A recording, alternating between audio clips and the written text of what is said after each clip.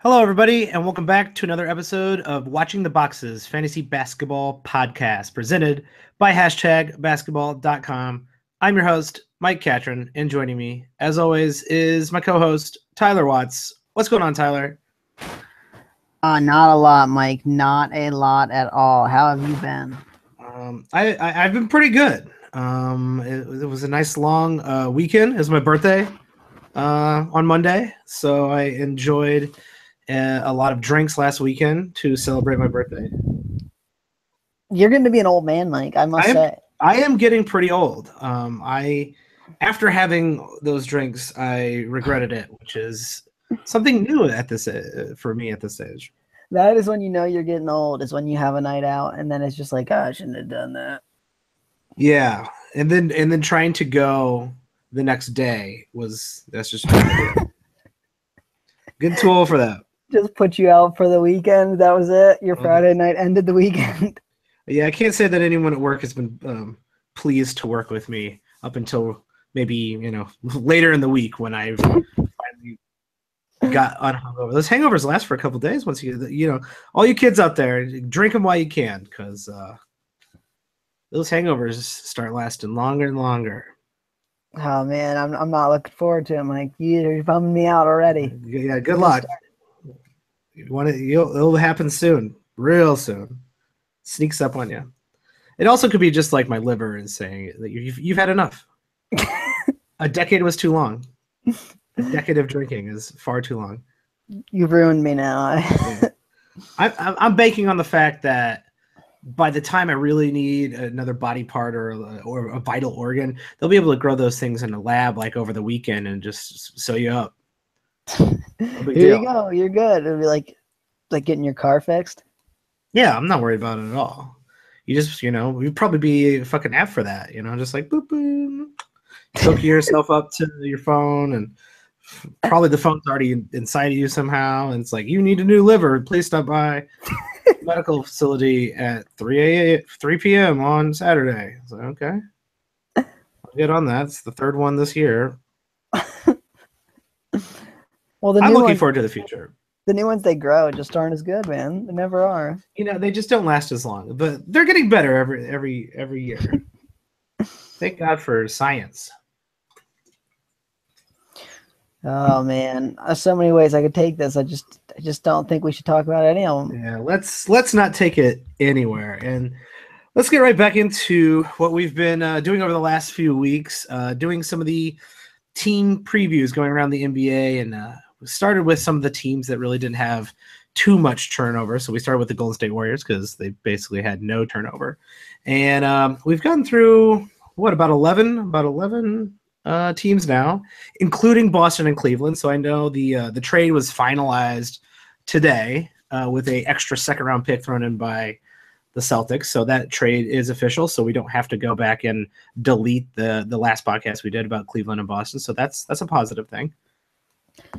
I mean, I didn't ever think it was not going to get done.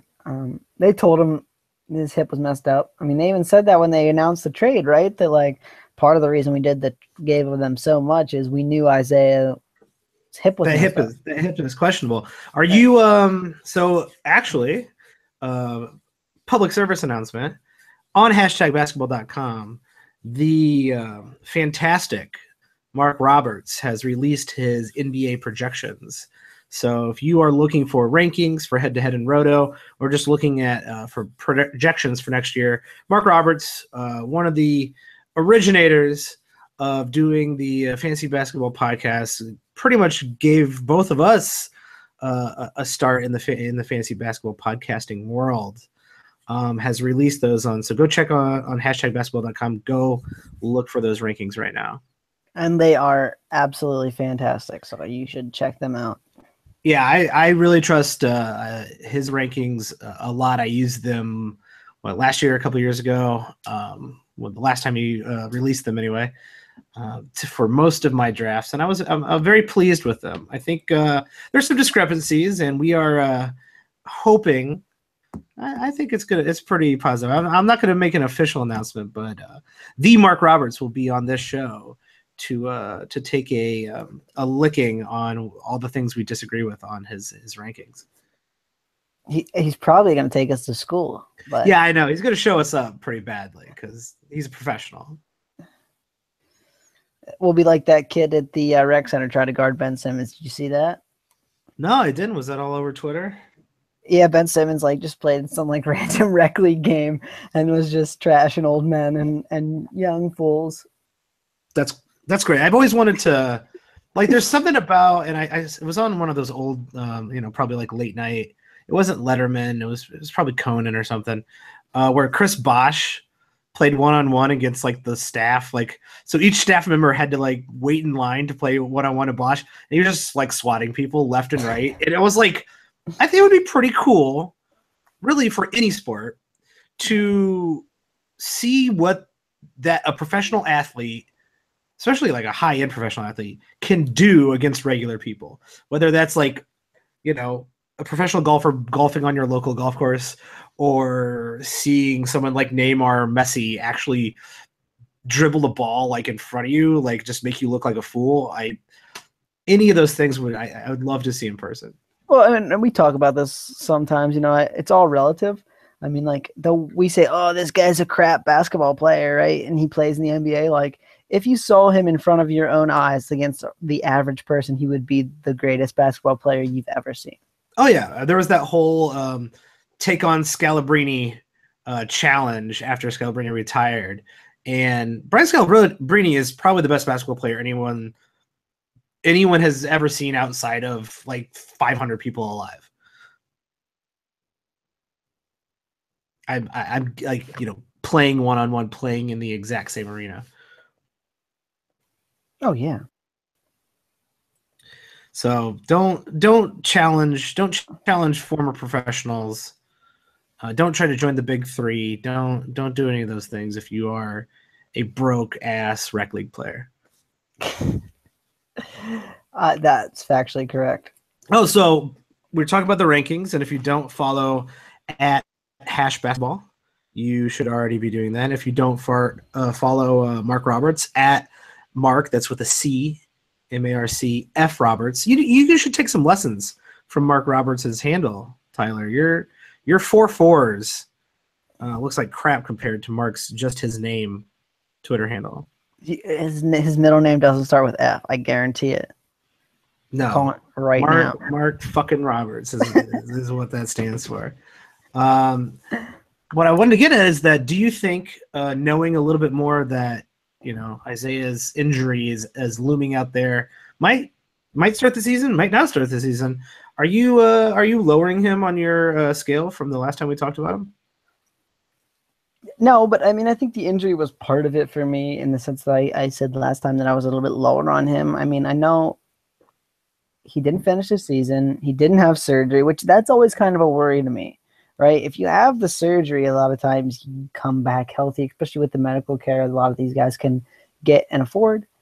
When you don't have the surgery, you just kind of go on a rehab route. And I mean, people in everyday life, professional basketball players, just happened to the Miami Dolphins quarterback, right? He was going to be fine with rehab, and then like he blew his knee out in the first practice. I mean, I think we see that a lot, where maybe rehab isn't the best way to go sometimes. I don't know how long the recovery from that surgery would actually take.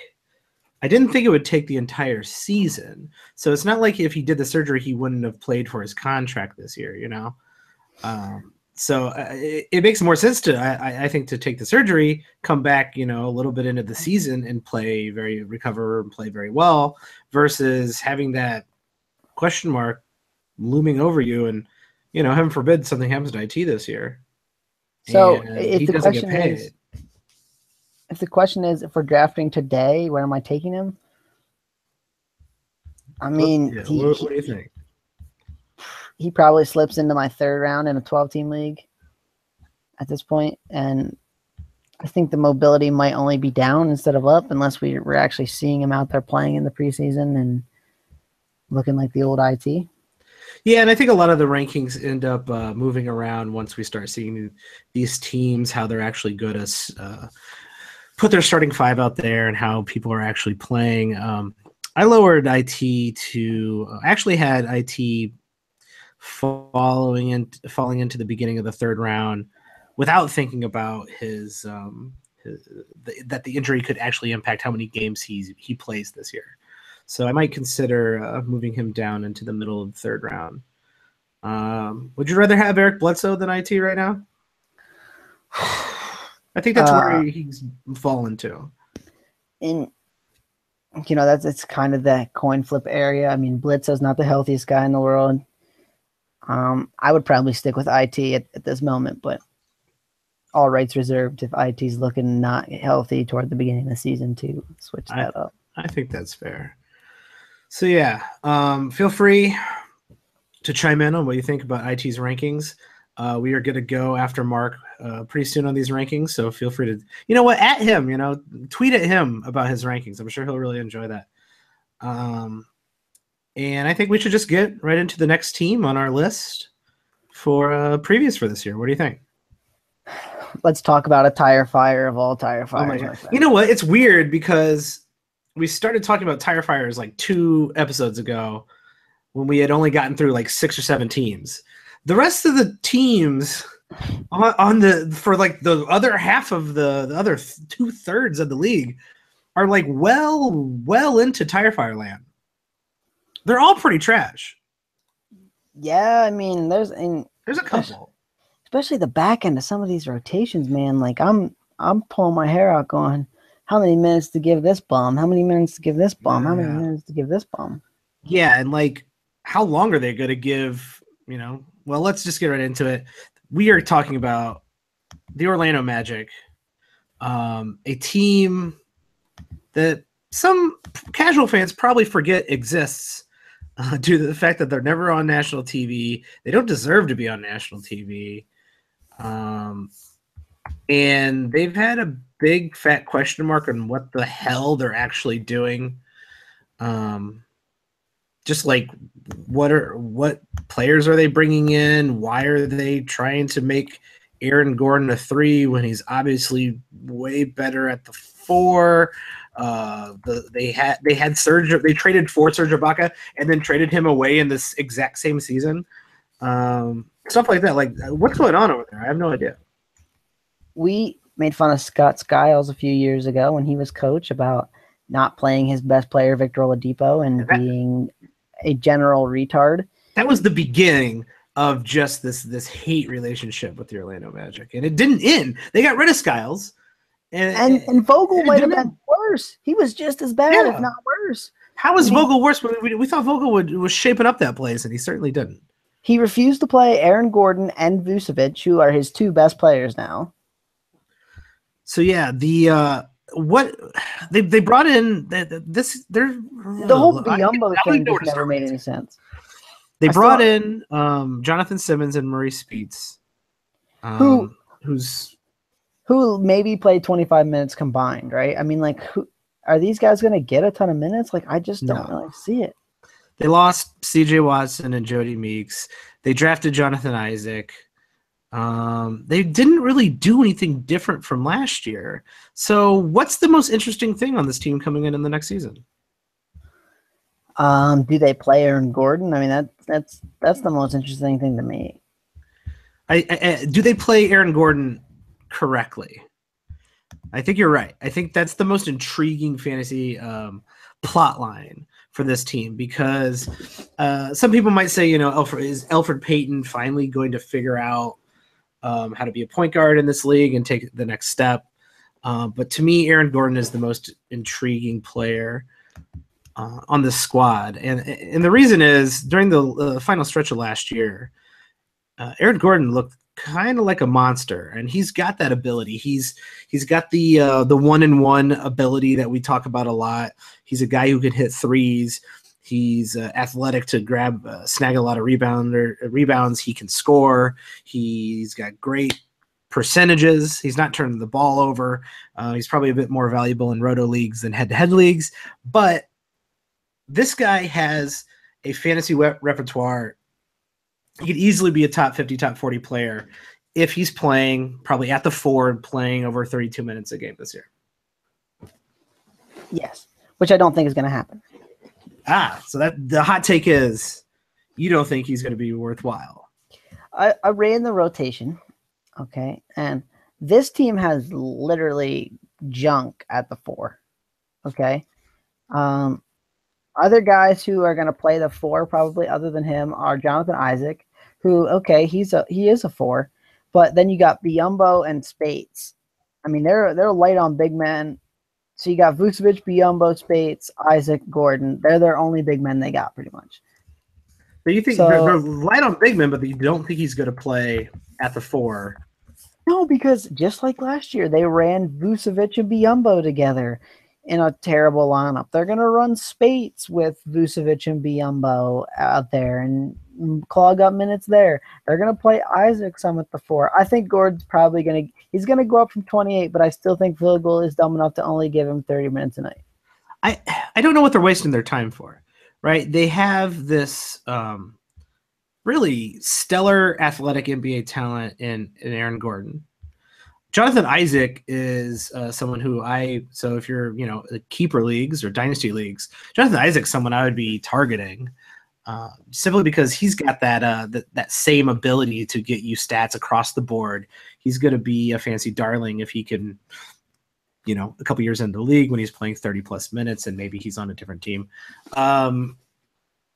Both of those guys have so much talent sitting there. Why are they wasting their time trying to find like a proper rotation? Why aren't they just saying be the worst possible team?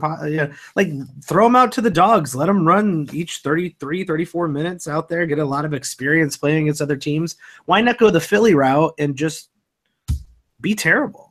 Well, and okay, I get you paid Biyombo this big contract because maybe you thought he was going to be something that he's never been in his career. But I mean, why are we playing this guy? Like Mo Spates, why did we get him? And the guy's like 35 years old. It's like, yeah. In what world did it make sense to sign that guy, especially when you had Aaron Gordon sitting there who needed more minutes?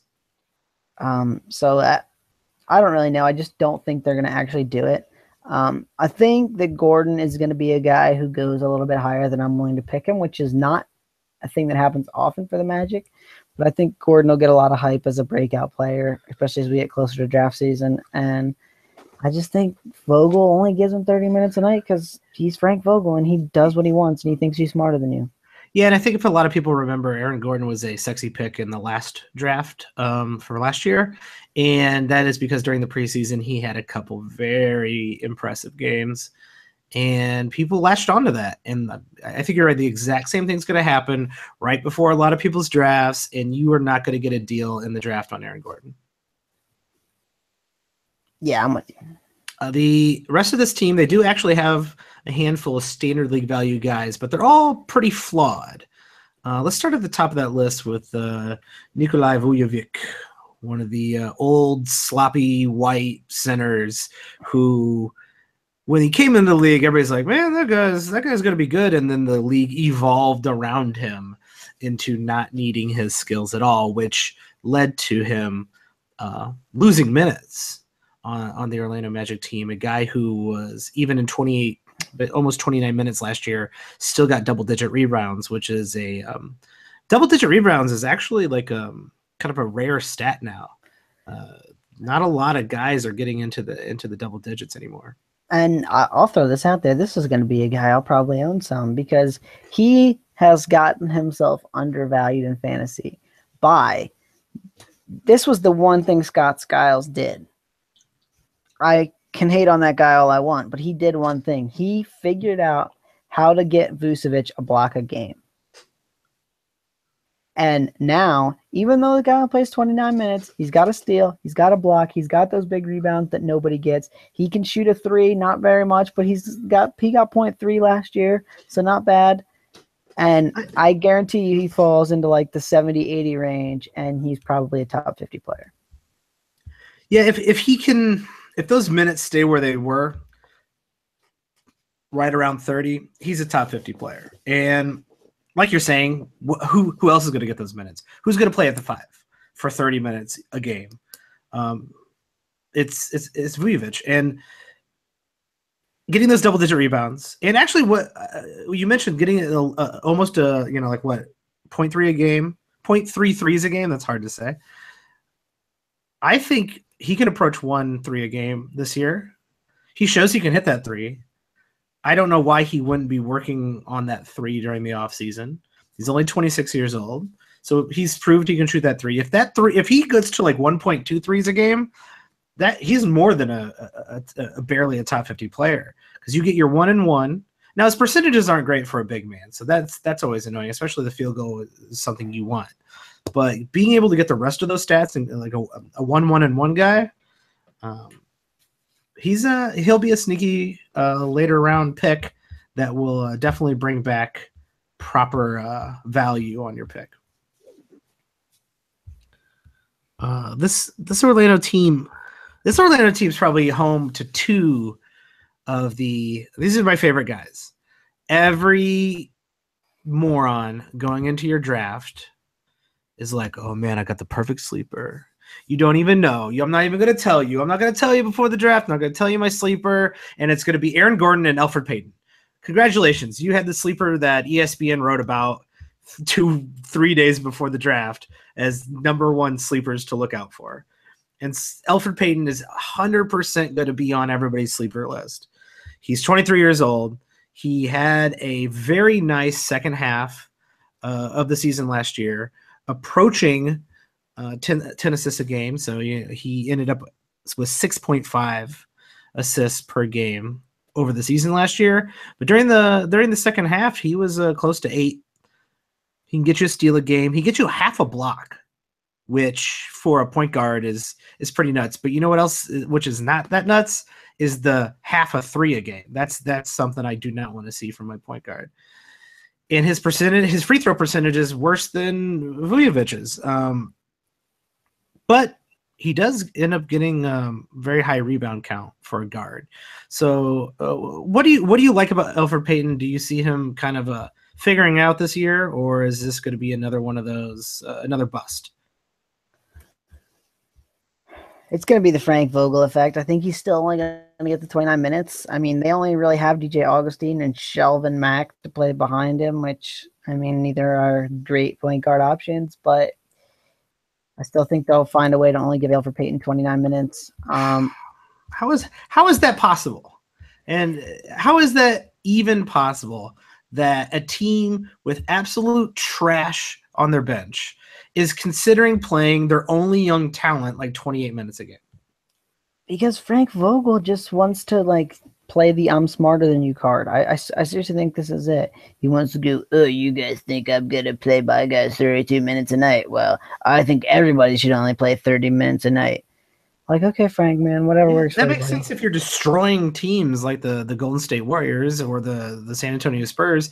Yeah, take some nights off. Play 28 minutes a game. Rest for the playoffs. This team is on the short list of teams who might not make the playoffs before the Bulls.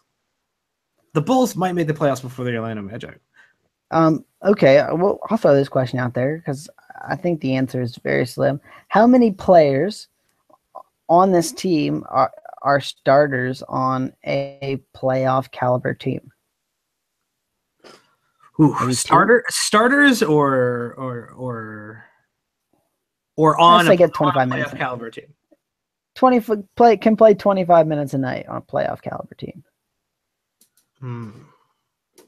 One, maybe two, and I think Isaac may groom into the 2. Yeah, I'm not gonna count him just because I haven't seen him play, but I think Aaron Gordon can play. He can play 25 minutes a game, and Vujovic is super competent. He can play 25 minutes a game. Oh, I think Vujovic is still their best player right now. He's definitely their best fantasy player.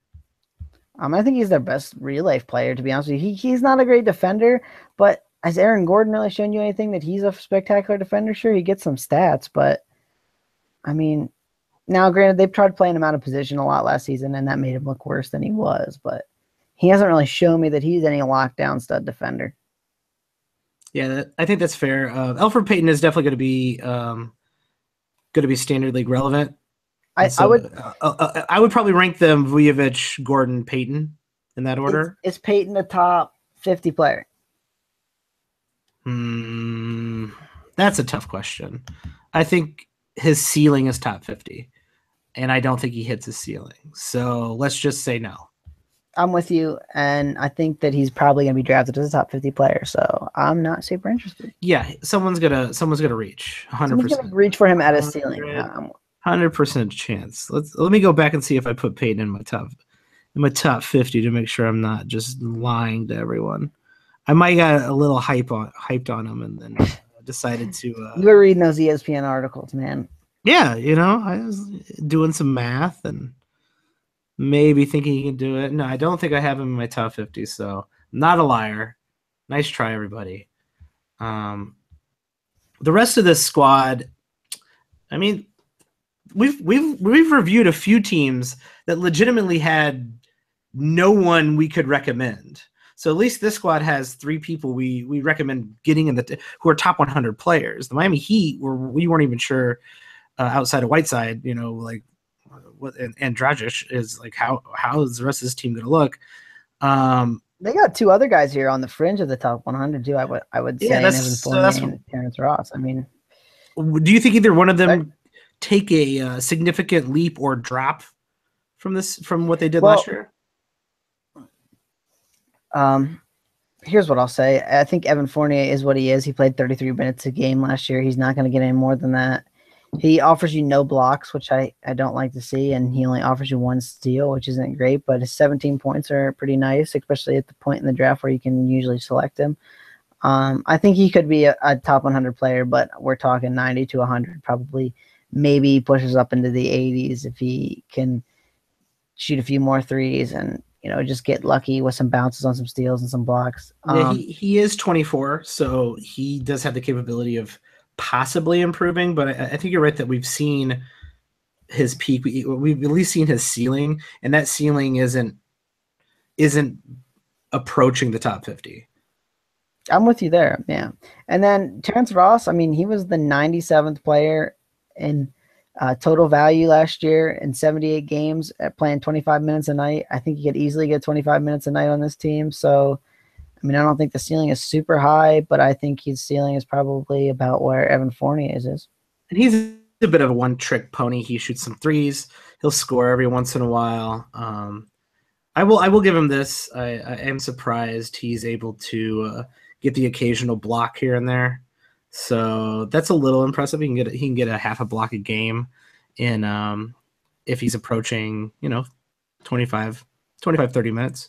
So that's kind of interesting, but similar to Evan Fournier, he's not going to suddenly take a huge leap. I think we all know who he is going to be. Looking at the rest of this team, I don't think really anyone else is standard league relevant. I know I would say Bismack Biyombo is a fun streamer for those deeper head-to-head leagues because he always gets you an insane amount of rebounds, even though he only played like 18 minutes during the game. And when he, I mean, if Vucevic is out and you think, oh, he's going to get, 26, 28 minutes, I mean, sure, pick him up if you want. He's going to tank your free throw percentage, and he's not going to score any points or shoot any threes or steal the ball or really get you much for assists, but he's going to get rebounds and he's going to get blocks. So,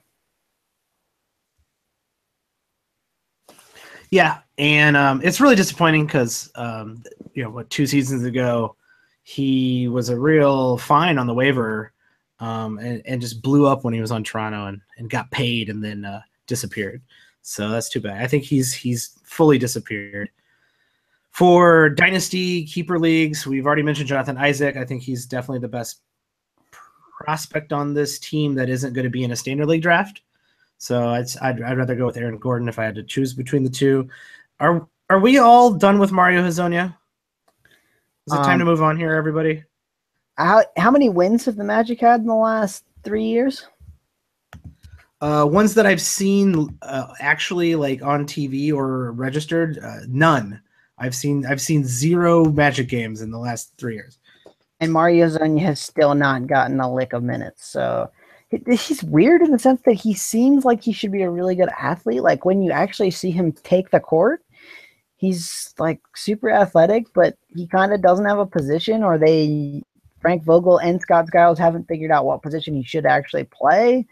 And he always just looks bad. I mean, he's young still, I think, but He's still incredibly young. He's 22. He'll probably be 23 this year, I think, or this season anyway. But here's one of my problems with the young guys. Everybody likes the young prospects. Everybody's interested in the young prospects. They want to know if he's got anything. And so when Aaron Gordon was young, every once in a while he'd get the opportunity to play close to 30 minutes, even though he was probably only averaging, like 17 or 18. And he would put up a great stat line. And you'd go, oh, who's this guy? And there's been no actual flashes. There's not one really legitimate stat line from last year that I'm looking at that I go, damn, Mario Hezonja. The only one I could find is from the end of the year, 2 seasons ago. He had 19 and 7 assists with 5 steals and 3 3-pointers. That's great, but that was 2 years ago. So what do I care? Well, without the flashes, I'm not interested in this guy in the long term. Well, and here's the thing too. I mean, it's hard to do this when he doesn't get like any minutes, but he got almost 15 minutes a game last year. So down the stretch, he was over 20. Even. And so yeah. and so if you're looking at the numbers and you want to kind of like average it out to 30, the numbers still don't look good. No, they really don't. You know what I mean? So it's like, if that's his ceiling, is he's going to play 30 minutes a night for someone, and those numbers still look like a barf bucket, he's probably a barf bucket. You know what? We need a name for this too. So, we were looking for the name of someone who basically is good enough to be in a standard league, but you leave him on the waiver wire anyway because you just don't care about him. And one of our loyal listeners, Dennis Lopez, he went with the paste guy. I think it's pretty good. He used that for Courtney Lee. Courtney Lee, the guy who probably should be on someone's team, but nobody really wants to put him on your team because he's never going to be anything better than the 120th player. I like that. I like that too. We need a name for the guy who is like the Mario Hezonja. It's a sexy name, but it's the ultimate trick in an auction draft. You throw his name out there and you pray that someone bids $2. And then when someone does, you're like, ha-ha! Because I've been using Craptastic for years, and it's just not cutting it anymore. You know who's another good one? Derrick Rose is a good one of those. Derrick Rose, I hope, please, for the love of God, someone bid on this. Luckily, I live in Chicago. Someone always bids on that. Mike, you're going to be owning Derrick Rose this year. I can see it coming. No, I'm not playing that game this year. He's being the backup point guard. Though, for the first couple weeks of the season, if IT isn't back, Derrick Rose is going to have standard league value for the first couple weeks. So, yeah, wouldn't be the worst thing to have on a head-to-head league. Always got to work in your Derrick Rose love. Listen, Derrick Rose is the biggest tragedy in the history of the NBA. Don't even come at me, anybody. Don't even come at me, Celtics fans or Orlando fans with Penny Hardaway. Don't even come at me. Don't even come at me. The biggest tragedy of all time is Derrick Rose not being the MVP for the last 5 years. So I'm just saying. Let's move on before I wax on about Derrick Rose and cry over him and watch his highlight film for the next 2 hours, which is something I've definitely done.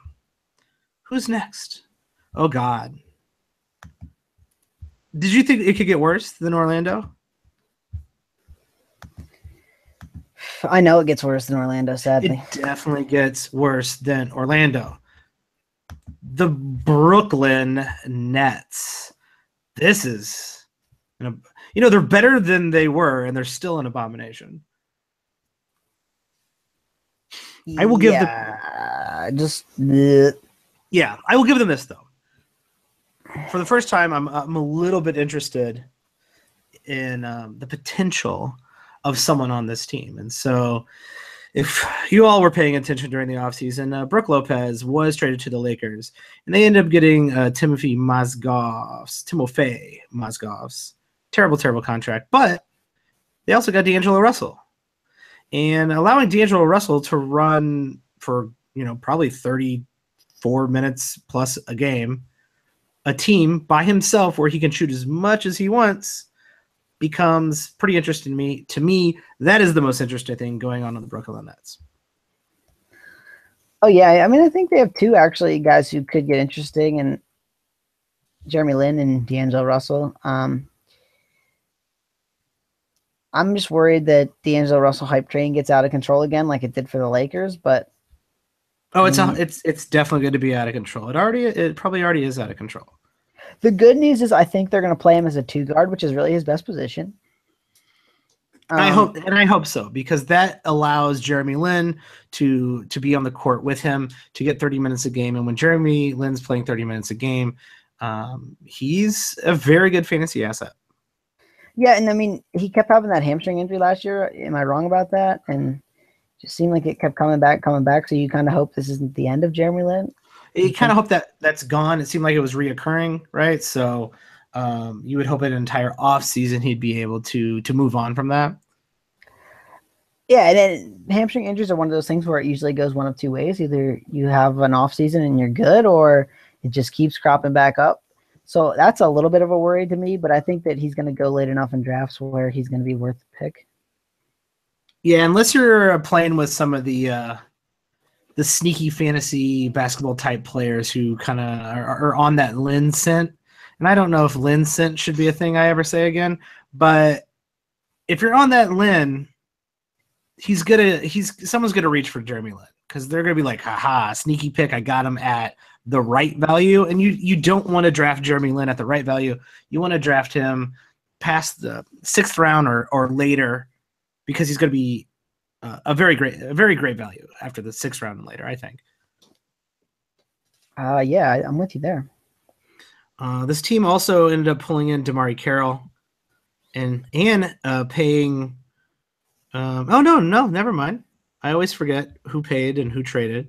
They ended up trading for DeMarre Carroll and trading for Allen Crabbe. So really, a really good example of what a team with no assets can do, or with really one asset, but no draft picks, can do to actually try to rebuild. So take note, Chicago Bulls. They also drafted Jared Allen and ended up losing everyone's Mario Hezonja type player, KJ McDaniels, who was a real sexy fantasy name a couple seasons ago, but obviously never put that together. Yeah. I'd say the other interesting standard league guy in this might be Rondae Hollis Jefferson. He was barely a standard league guy last year, but he only played 22.6 minutes. He's never going to be a scorer. He can't really shoot the ball, but he does some interesting things in those block and steal categories. And he's a good rebounder. I'm not sure what you think as far as minutes go, but if he gets 28 minutes a night, he could be a decent standard league guy.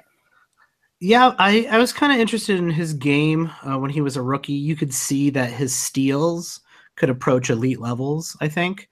And I don't. And it goes back to one of those questions: why in the world aren't they playing this young talent to get him experience? Is this the year they, take the chains off and say, or take the gloves off and say, Rondae, get out there, play 32 minutes a game, and start locking down people on defense and getting a ton of steals. You're right in that he's never going to be a shooter, but here's why I think you don't play a guy like him 32 minutes a night. He's a great defender, but he's a zero on offense, right? I mean, the only thing I think he can do is dunk the ball with any regularity. And so it's hard to mask that guy for a really long time unless you got some really good offensive players around him that can kind of create their own shots.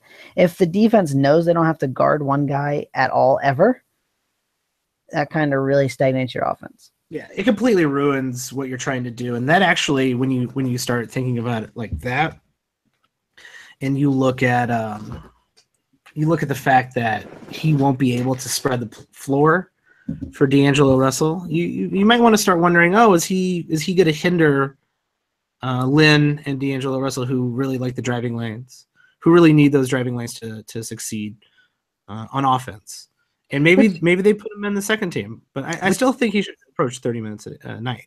Which is a big reason why I think they got Allen Crabbe. Because, I mean, say what you want about Allen Crabbe, and he's not a great defender, and he's not super amazing for fantasy, but I could see him getting a lot of minutes because he's a good three-point shooter. He's going to space the floor. He's going to score a little bit. And I mean, I think he's going to get minutes just because he fits well with some of those other pieces they have. Is Alan Crabb a standard league player? He was a standard league player last year, 120th ranked. Yeah, I mean, he barely made the grade. Is he a standard league player in totals?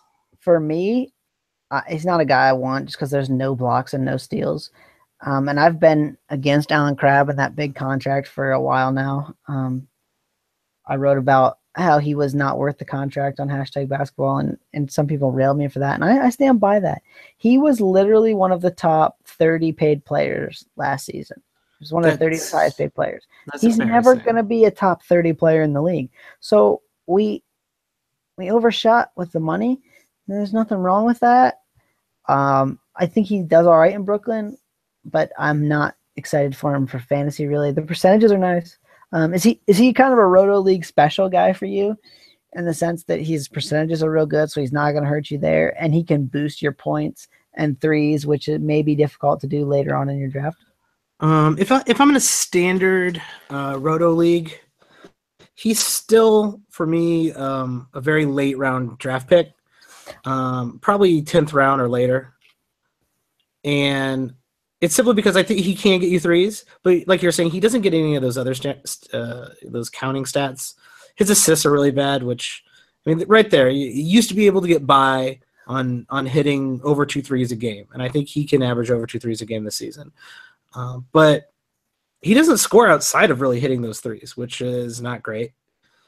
Well, he didn't in Portland, and that's, I guess, yeah, he did get the ball a lot in Portland, so that's fair. Is that he kind of looks a little bit better this season in Brooklyn and takes a step forward. I honestly think he's probably one of those guys who's valuable enough for a standard league, but he's on the waiver wire in most leagues because people are shooting for guys with more night-to-night upside. Yeah, he's simply more valuable in Roto than he is in head-to-head. Roto, I think he can, per game even, maybe flirt with the top 100. But that's not impressive. Like, top 100 player is after 80 or so, unless you're in one of those, unless you're in a very big league, then everybody after that's still very important too. But after 80 or so, a lot of those guys are really interchangeable with the 80 to 100. A lot of them are interchangeable with 100 to 120. So some nights he's going to be good, some nights he's not. At least he has a little bit more upside when it comes to playing time. So that might be something to consider when drafting him. But 10th round or later for me in a Roto League. The question to me is really what they do at the 4 and 5. I could see him, bumping some of these wing types down to the 4, but that 5 position, I mean, they really only have Mozgov, maybe some Trevor Booker they play there, and then Jared Allen. So Jared Allen, I think, could be somewhat interesting later on in the year if he proves to actually be an NBA player, which I really liked him in the draft process leading up. He seems like he's really athletic. He's still a little bit undersized, but beating out Timothy Mozgov for minutes isn't the most difficult thing in the world to do. So in a deeper league, I mean, I could see drafting him in a deeper league as kind of a stash and hope that midway through the year you got something. Yeah, same with Dynasty and Keeper Leagues. I'm not sure Jared Allen's game translates to fantasy stud, but he's someone who's going to get the opportunity to play this year for sure. And as the season goes on, he's going to get the opportunity to play a lot more because the Lakers didn't have anyone sitting in the center spot either. And all they had was Mozgov, and Mozgov played 20 minutes a night. I'm not sure Mozgov's going to play 25 minutes a night for Brooklyn. Who's going to get the rest of those minutes? And I think this is a mistake that we make a lot is when guy has never played a lot of minutes and he gets to be 28 or 30 years old, the rest of those teams missed something, right? If the most he's ever played is 25 minutes and he's now 31 years old, I don't think he's going to play more than 25 minutes. It's not that the Lakers or Denver or the other teams he was on, the Knicks, didn't know what they were doing, Cleveland. It's that he's not that good. Don't fool yourself. I don't think as incompetent as a lot of organizations are in coaching areas. Well, as a lot as incompetent as a lot of people are, and I think Luke Walton obviously not incompetent, pretty smart guy, pretty good at coaching. He knew Mozgov couldn't play. Brooklyn, they're a bit more incompetent over there, so they might go, okay, Mozgov, let's see what you got, and it might take them a month or so to realize they shouldn't be playing him about 20 minutes a game like he did last year. But that just means Jarrett Allen has to play. He has to play more minutes. Yeah, and that's what I mean. Even if they're going to go super small, Allen's going to see the court, and in a deep league, that could be useful right off the bat. You think Booker should get any time at the 5? I think he's going to see some, like, especially once they figure out that Mozgov is a trash person. Yeah. And Booker kind of had a weird year last year. I mean, we could talk about that if you want, but I mean, he kind of came out of nowhere to be a standard league relevant player there for a while, and then kind of hit the skids and became what we thought he would be. He was the 92nd ranked player in 24.7 minutes a night, and he only played 71 games. And I'm looking at total value, so he had a good season. I think a lot of people are gonna maybe casual fantasy basketball people are gonna look at that, and the people who are kind of heavy. I would say these are the baseball fantasy people who are really heavy into making some spreadsheets, which I do respect. I make a lot of spreadsheets on my own, and they're going to look at what Trevor Booker did last year. They're going to calculate what he's probably going to do this year. They're going to put the minutes in there and the projections, and they're going to go, oh, he's going to be a top 100 player, definitely. And Trevor Booker's not going to be a top 100 player. I'd actually venture to say Trevor Booker's probably not even a standard league player. Yeah, I out of necessity, he might flirt with, simply for the fact that he happens to be playing 28 minutes a game. He might be flirting with standard league relevancy, but I wouldn't put it out of the realm of possibilities that he is not on a roster in a standard league. I'm with you. So don't get excited about Trevor Booker. Don't try to out-calculate yourself. And I think that's what I like most about fantasy basketball is that you can get in deep in the spreadsheets. You can do a lot of the analytics, but the eye test still matters. And I think that goes for stats in the NBA as well. The eye test still matters. If your statistics don't pass the eye test, then your statistics are probably wrong. But if the eye test shows that a guy's good and the statistics shows he's bad, your statistics are probably wrong there too. So you have to do both, and you have to understand the way teams will actually do the rotations. And those rotations are going to be the most important thing moving into the preseason for solidifying your 50 top, anything below the first 50 players who are probably pretty guaranteed their playing time. After that, those random breakouts like Trevor Booker last year are going to be based on rotation. Well, and that's just kind of the difference between rankings and projections, right? I mean, you can make projections, and if your minutes are slightly off in the sense that you give Trevor Booker 30 minutes a night, like obviously he's going to shoot up your projections just because more minutes equals more stats, okay? But then when you look at it from a rankings perspective and go, wow, Trevor Booker is my 70th ranked player, that can't be right.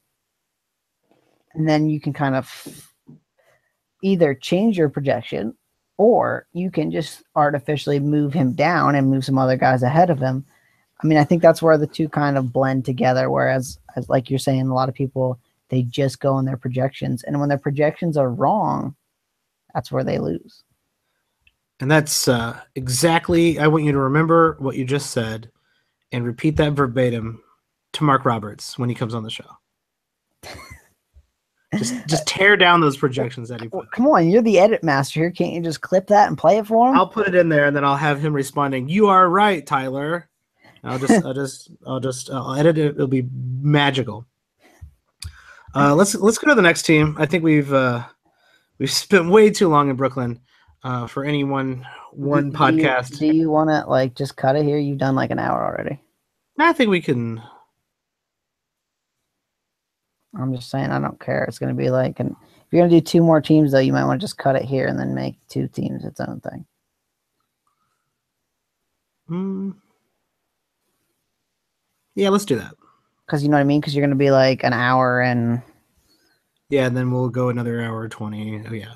Okay. Well, yeah, let's do that. Let's wrap it up. So I'll try to wrap it up. Where was I? Okay. So yeah, I think that's it for tonight. We will be continuing with our NBA team previews throughout the next few weeks before the preseason starts. And like I said, we'll get Mark Roberts to talk about those rankings. And we are going to be doing a mock draft here sometime next month. I'm not sure when. And we are soliciting, per usual. We're always soliciting something on the podcast, but this time we're soliciting something fun instead of vulgar comments. We're soliciting people to join our listener league. So if you can, if you want to join the listener, hashtag basketball.com's Watching the Boxes Fantasy Listener League 2017-18 season forever league. that was the worst title I've ever heard. That's the title of the league. I'm sorry. That's what it's called. That's exactly what it's called. So hopefully I can remember that and write it down. But yeah, that's if you want to join that league, feel free to DM either me at Watch the Boxes on Twitter or Tyler at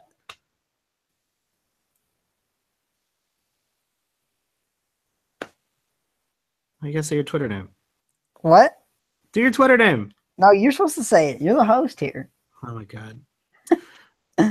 At Watsy 4444. That's 4 4s.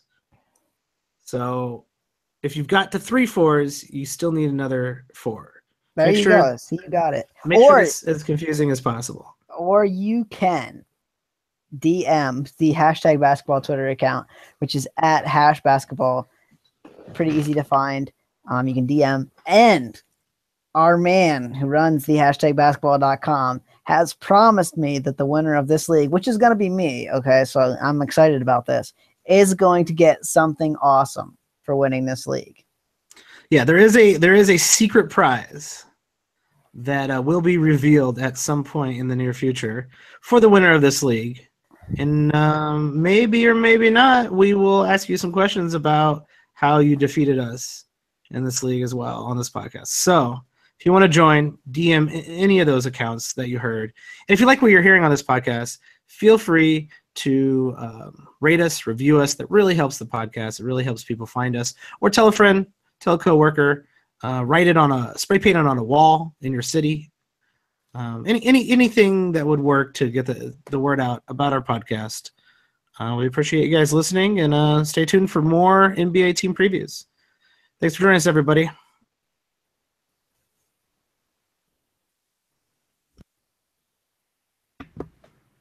All right, cool. One more?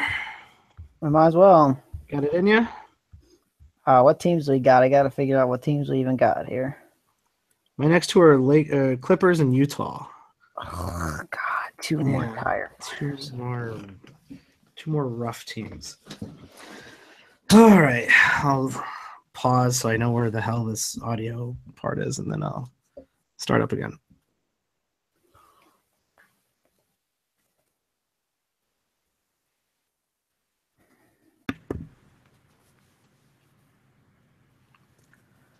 Hello, everybody, and welcome back to another episode of Watching the Boxes Fantasy Basketball Podcast. I am your host, Mike Catron, and joining me, as always, is Tyler Watts. What's going on, Tyler? Oh, man. Excited to talk about some tire fires. Yeah, we are in the middle of Tire Fire Central. We've been doing previews for the NBA season, upcoming fantasy season, and we've gotten through almost half of the teams by now. I think we're over half now. I think you're shortchanging us here. We're around half, and right here in the middle, we have ventured into Tire Fire City, where all the terrible, really horrible teams are, where you just both in real life and in fantasy, we just don't know what's going to happen on some of these teams. We need more information about their rotations, and quite frankly, a lot of these teams don't have very good fantasy players at all. We haven't even reached the bottom of this barrel yet, though. Wait till we talk about Chicago. There's just a tumbleweed at center. I'm not sure we're even going to need to talk about Chicago. I'm not sure anyone on that team is fantasy relevant. Oh man, come on! Don't shortchange Cameron Payne. I know he had that foot surgery, but he's coming back to be a top 20 player now. Come on. I'm really upset that Cameron Payne got injured because the Bulls are probably going to win a few more games with him out. So that is really just cold. That is really just cold-hearted. I was going to take the under. I think they're 21.5 for wins next year, which is a pretty damn low over/under. And I think I take the over on that. It's not that hard to win 21 games. I was going to take the under, but now that Cameron Payne's injured, I think we're going to take the over. Oh man, so it's only going to get worse, folks. That's all I'm trying to say. It's only going to get worse. Prepare yourself for some bad fantasy teams. Let's go right into the next team. That team is the Los Angeles Clippers. Not a terrible team on paper. In real life, I think they'll be just fine. Fantasy wise, though, they lost their obviously best player, traded him away, Chris Paul. He got traded to the Houston Rockets, who we will talk about in a future episode. I think they got significantly worse as a team, but I still think they might be able to scrape into the playoffs. I think they'll be fine. I think they'll make the playoffs. I think if Blake Griffin stays healthy, they'll make the playoffs. How about that? So they're out of the playoffs. They're out of the playoffs. It's too bad.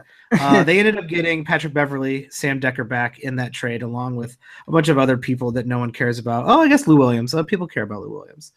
And they ended up signing, I'm going to butcher this one, Milos Teodosic. Milos Teodosic. You almost got it. Teodosic. I'm almost there. I almost got it. I'm working on my European names. But they did lose. They lost Raymond Felton. Heaven forbid. But they also lost J.J. Redick, who actually matters. And Jamal Crawford, who used to matter, who was probably going to win Sixth Man of the Year somehow, even though he shouldn't. You mean Randy Felton, right? Randy Felton? Yeah. Who's Randy Felton? If anybody in the world gets that joke, I want you to tweet me. Yeah, tweet it Tyler at Watsy 4444. That's 4 4s to make it 4 times more confusing when you're typing it into Twitter. Yes.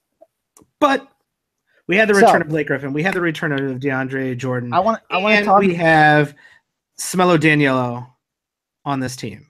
I want to talk about Teodosic first, okay? So we don't forget him, okay? Okay, get right after it. Is he the most interesting person on this team? He's the most interesting person in the sense that I think a lot of people don't know what to expect from him. He's an unknown. He's a pure unknown. Okay, so here's what I know. He's not young. Okay, is that it? I thought that was it. I thought that was your whole spiel. No, he's not young. He's 30 years old. That's all you knew. Okay, he's 30 years old. You will hear some of the best players in the NBA talk about how amazing of a passer this guy is. And it's true. YouTube it. This dude can make some crazy passes. He's like Ricky Rubio's sexy older brother. Oh, I thought you were gonna say like stinky old uncle or something. Ricky Rubio's creepy greased-haired uncle. The other thing I know about him is he can't guard a tree. So he's like Ricky Rubio's still his uncle. So what I think, and the minutes are going to be a big key, and obviously his fantasy value. But what I think you're going to see is a dude with some flash, a dude who's going to get some assists, and probably enough assists to be relevant in a standard league. But do not expect any defensive stats at all, ever. He's also has the ability to score. He's a scorer. He's a shooter. He can shoot. Yeah, but how he's going to fare against NBA defenses, I'm not sure. But he can shoot. I don't see him as being like a big-time scorer either. Oh, no. But I think he'll be able to average close to 2 threes a game. And what are you projecting as far as percentages go? Probably not terribly great. Something right in the middle, 42, 44%, somewhere in that range. I'm with you. Nothing special. He's not going to take a ton of shots. He's not going to get a ton of points, but I think he can approach 2 threes a game, especially if he's getting the minutes. And it makes sense to me without seeing 1 second of this guy play in the NBA and not seeing any preseason games to put him and Pat Beverly together. Pat Beverly would be able to hide some of the perimeter guys, get Pat Beverly to guard the best perimeter guy, hide Milos somewhere in that scheme of things. But they're going to have problems with a lot of problems with defense in Clipper land. Which has played in the last 5 years on average. Say that again. How many minutes per game on average in the last 5 years do you think Mr. Teodosic has played? How many minutes per game? Mm-hmm. Well, don't they play less minutes in Europe? I always forget the rules over there. My guess is 27. 25. Okay. So I don't think he's gonna come here and get 35. It's just not gonna happen. No, but I think he can do 27. And so do I. He can start with Pat Bev. Pat Bev can move to the 1. Then they bring in Austin Rivers because for some reason Austin Rivers still plays basketball. And he's also been right around a 40% three-point shooter. Now, granted, the line is a little closer, I believe, but he's been right around 40% in those last 5 years for CSK Moscow. I like you. I think that's a fairly good pick to take later in your drafts. Take a flyer on that guy. The Sharks will probably but you gotta pick him up. You gotta build your team in the sense that you've gotta be sturdy or punting blocks and steals, because this dude he averaged last season 0.6 blocks and 5.8 steals per game. Say that again. There's no way 5.8 steals. I want to draft him. So he averaged half a steal and not even a tenth of a block. Yeah, he's not going to be a world beater, but if his assists are 7+, he's relevant. I'm with you. And that's why, so I think a lot of people don't really know anything about him, and so I figured we start off with him just in the sense that I like that. I think he's the clever pick in your drafts coming up here in the next month or so. Point you start looking at him. We get to pick what, and you're thinking, I might go for him. I'll take him anywhere after 100 for sure.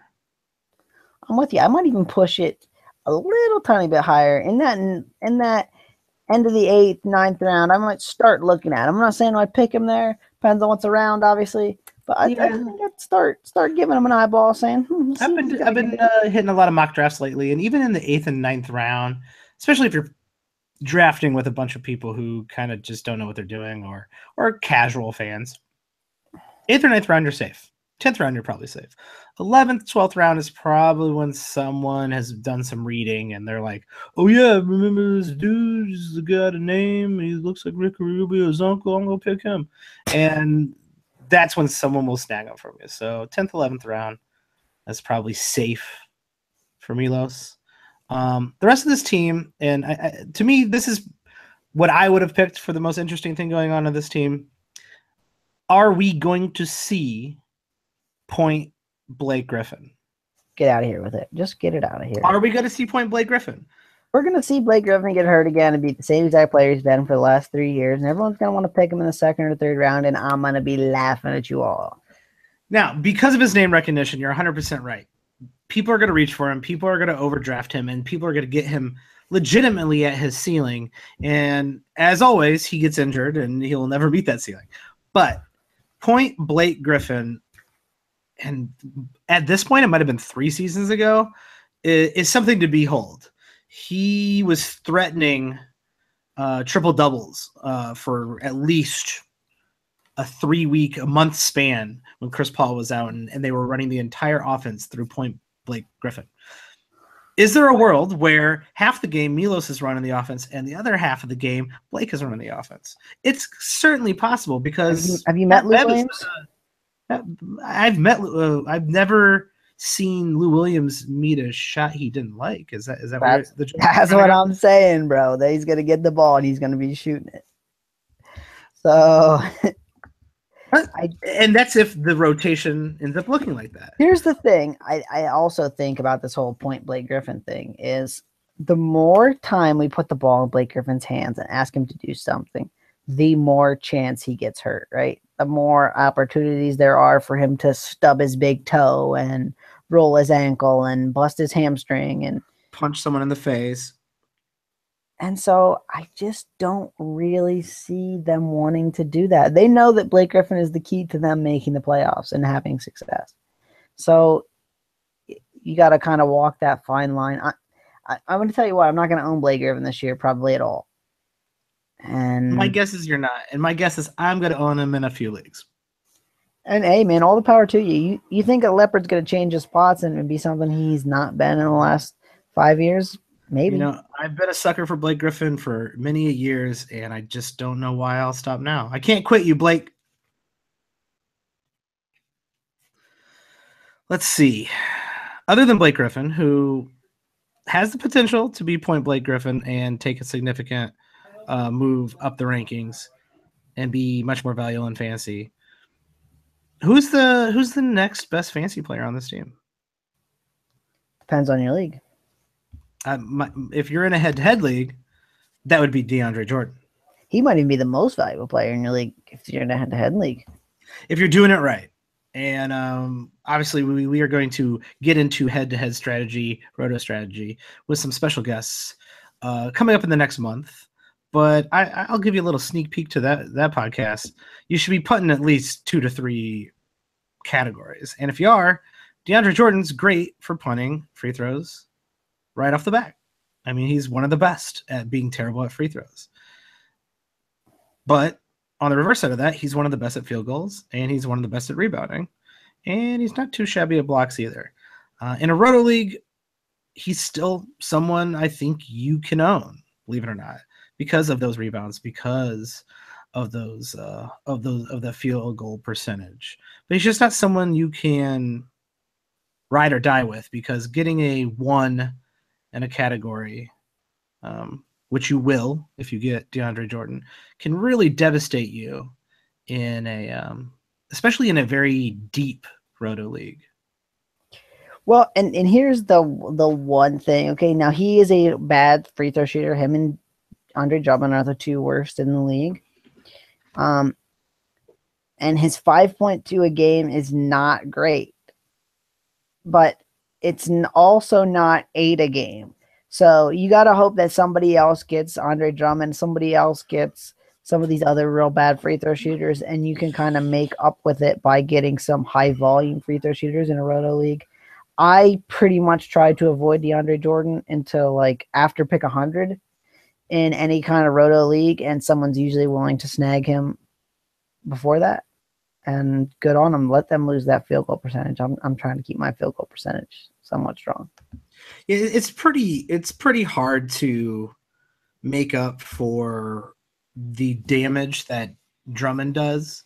But DeAndre, while still, I mean, you really have to go after guys who are super high volume free throw shooters. And if you don't, you're going to get second to last behind him. DeAndre actually shot more than Drummond last year. He shot more attempts per game. The other percentage was slightly better, but he actually shot more attempts per game, which was the first time in a while, I believe. Yeah, and actually, you might see DeAndre with the ball a lot more this year. So the Chris Paul effect on him. I think DeAndre is going to take the cake in worst free throw. The Chris Paul effect on him and Blake Griffin, I think, is actually a little bit understated in the sense that I think both of their field goal percentages go down. I won't say significantly, but a good amount, in the sense that Chris Paul is a great passer. He's got the ability to find you. He's got the ability to shoot the three, to create a lot of open looks for you. And I get that some people are going to say, oh, Theodosius is a great passer too. He's going to do the same thing.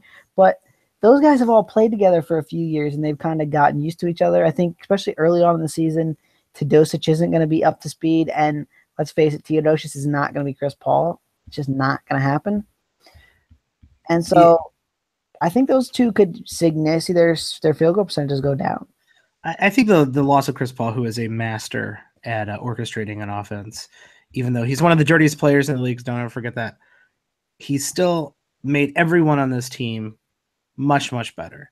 And so you will see field goal hits from both of those guys, especially Blake, who's going to be taking a lot more shots on this team. But another guy, go ahead. Looks. You know what I mean? He's not just going to be taking wide open shots, right? He's going to have to work to get to his offense. He's not going to be just alley-oop dunking. He is going to be trying to break guys down one-on-one, which he can do, but he's still a bit predictable when it comes to that. So some of those better defenders will take him on. What is your synopsis on Danilo Gallinari on this team? Is he due to be better than he was in Denver? He's another guy that I just don't really see much changing for him. I mean, he's kind of Blake Griffin's crappier brother, right? Like he always gets knocked up. He can score a little bit. He can do a little bit of everything. He's not really very good at the defensive stats. He's a good free throw shooter. He does shoot at volume. Which always makes him valuable at a point, right? But does his move to the Clippers increase his draft day value? I think it kind of does. Like, I've heard some people like kind of getting a little sexy on him, and I just think he is what he is at this point. I don't know how his role is any different on the Clippers than it was on the Nuggets. Why would he not be doing the exact same type of stuff on the Nuggets? And I'm talking about that in a not a positive way or a negative way. All the negatives that he had in Denver are going to come with him, and all the positives that he had in Denver are going to come with him. He's going to hit a few threes. He's going to score a bit.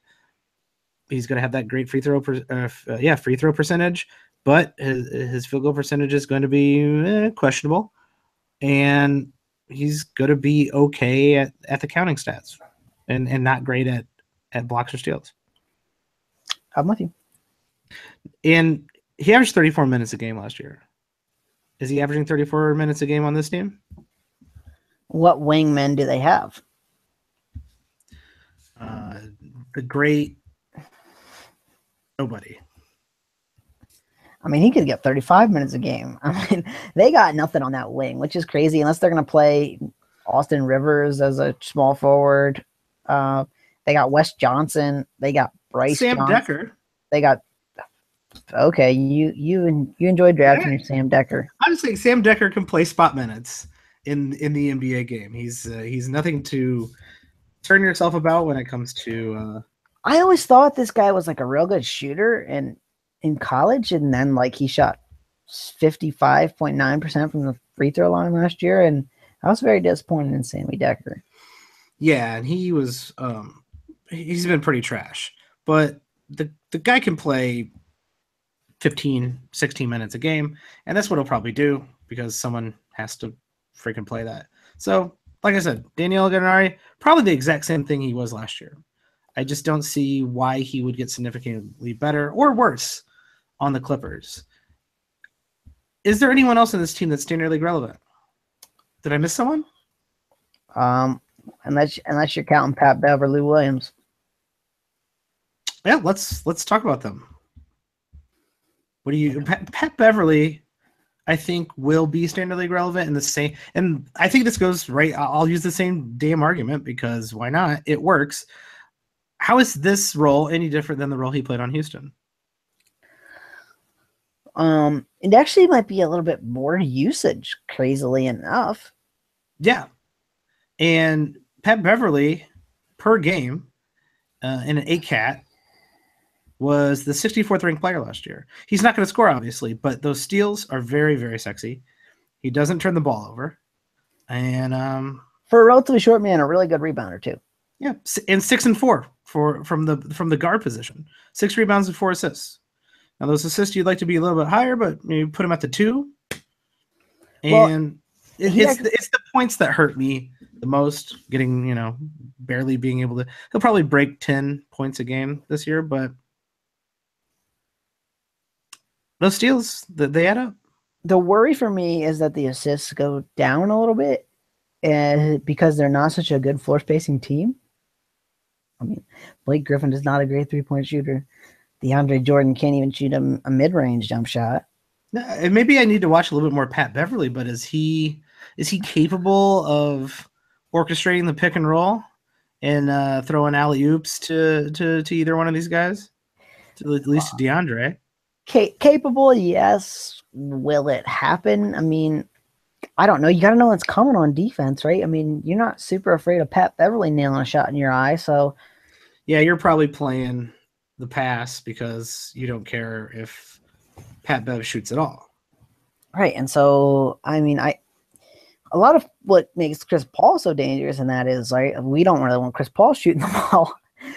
He can score from anywhere. Right, so you're kind of like in a rock and a hard place position where it's like, well, do we go all out and get Paul, or do we try to defend this lob? And so you don't really know what to do, whereas Pat Bev's not going to command that kind of respect. What round are you looking at Pat Bev in? Maybe 8th round, 7th round? See, not even that.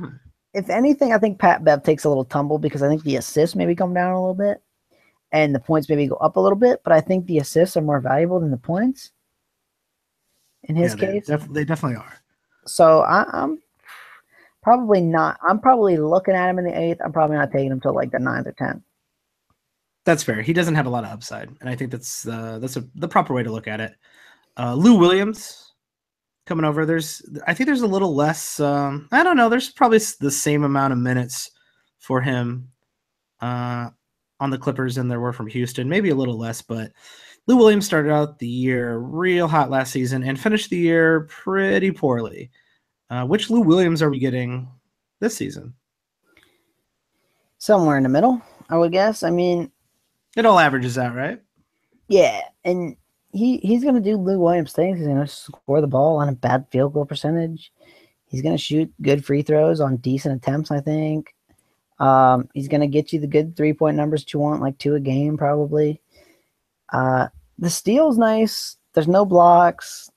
I mean, he was 45th, and now granted he played 82 games, and I'm looking at the total value, but he was 45th last year.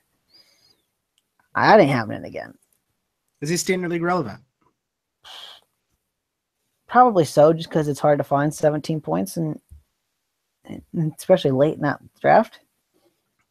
And I think he plays enough on this team. Unless, I mean, I don't know, the coach's son is on the team, so maybe that guy takes up Lou Williams' minutes, but he should be playing on this team. Well, and here's in that guard position, okay, they've got Beverly, they got Williams, they got Austin Rivers, they got Teodosic. Who else are you really looking at as a guard that's got to play? Nobody. DeAndre Liggins. So, you know what I mean? So they got 4 guys to play 96 minutes. So he should get a decent amount of minutes, I'm thinking. And plus, you might see Austin Rivers even play some 3. And I mean, Sam Decker moved down to the 4, and Danilo Gallinari moved down to the 4. So, I mean, I think there's going to be plenty of minutes for everybody to go around because there's not that much depth on this team. That'd be fun. Put Blake at 5. I'd like to see that. I hope they do that. That'd be good. Is there any dynasty or keeper assets here? I really don't see any. Well, your boy Sam Decker, you've been typing him up, so you go ahead and talk about him. Yeah, I've talked enough about Sam Decker for the year. So here's an interesting one. Say your league is one of those ones who doesn't let a player in until they're actually on an NBA team. Where does Teodosic kind of come in that rookie new guy draft? He's 30 years old, so you're not going to get him for a fantastically long career, you wouldn't think. Yeah, I think you would have to be in that spot where you want to compete this year, obviously, because I mean, he's like you said, he's 30. But so it's a 12-team dynasty league, let's say. Okay, you get to keep everybody for as long as you want. okay, You won the championship last year, so you're picking 12. One would think you're a contender again. Are you looking at Teodosic as your first round pick if he's there? at 12. I guess you could pick him at 13 if you really wanted to. Just to make it interesting, it doesn't matter. Whew. Yeah, I think so. Yeah, me too. And so that's kind of where I was getting at. Is It's that probably 8 or 9, even. that's what I mean? And flags fly forever, right? So if you think you're a contender, he's definitely a guy I'd be looking at for this year. Maybe only get 1 or 2 or 3 good years out of him, but if you can get those assists, especially if you're an assist needy team, that might be worth it. Another rookie guy that I was interested in kind of in the draft, and I was disappointed he went to the Doc Rivers Clippers, is Juwan Evans. I mean, not a tall man, but I really like him. He's kind of like a tenacious scorer. I think he's going to be a decent shooter in the NBA. Doc Rivers hates to play rookies. So it would have to be a situation where I was either A, rebuilding, or B, just looking to stash someone for a couple years. But I think Juwan Evans, and it's going to have to be a deep dynasty league. I don't ever think he's a starting point guard, but I could see him kind of being someone off the bench who plays 25 to 28 minutes and produces some points, some threes, some assists, and just is kind of that spark plug scorer type. Yeah, that'd have to be one of those leagues where you know it's going to be around in five years, and you got 20 people in that league, and you got a lot of spots to fill up on your roster. But Someone to keep an eye on. It's definitely worth when you I don't know, I for some reason that those kind of leagues don't intrigue me because I like the off season is the most fun part. I like drafting. I like players moving around a lot. So those all keeper dynasty leagues super appeal to me. But I think you're right. I'll speak to you about one I have that I really like. It actually melds in both. The longest you can keep anyone is 8 years, and so because there's contracts, and so your contract goes up every year.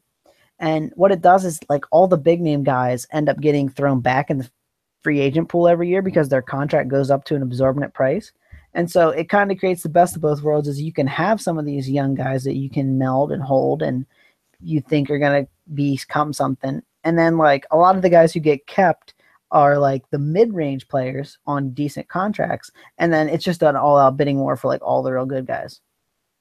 I like that. On draft day. So it's kind of like it's a mixture of the two and it's kind of really nice. So I think that kind of makes it more interesting because really, if you're looking at just a straight redraft league, you're winning. You can lose your. I always say this: you can lose your draft in the first round, but you're certainly not going to win your draft in the first round. Everyone's getting a good player in the first round this year, especially. It's those middle rounds, those mid-tier players, and mid-tier players who are on good contracts for like a dynasty league where they care about contracts. That's where the more interesting players are. I think that's what I'd be intrigued in that league. It sounds like a cool league. Yeah, so I mean, and for anyone who's looking to start a dynasty league, that's kind of where I would go with it. Those ones where you can keep everybody forever, it's really hard to keep people into it because usually one guy builds a really good team, and then it's over. No one wants to play anymore because this dude wins every year. And yeah. So I would kind of shy away from that and try to make some sort of penalty for keeping a guy. Yeah, you don't, and that goes for any keeper league. There should be a penalty for keeping someone because that keeps it interesting. And I actually had a keeper league begin Steph Curry's rookie year.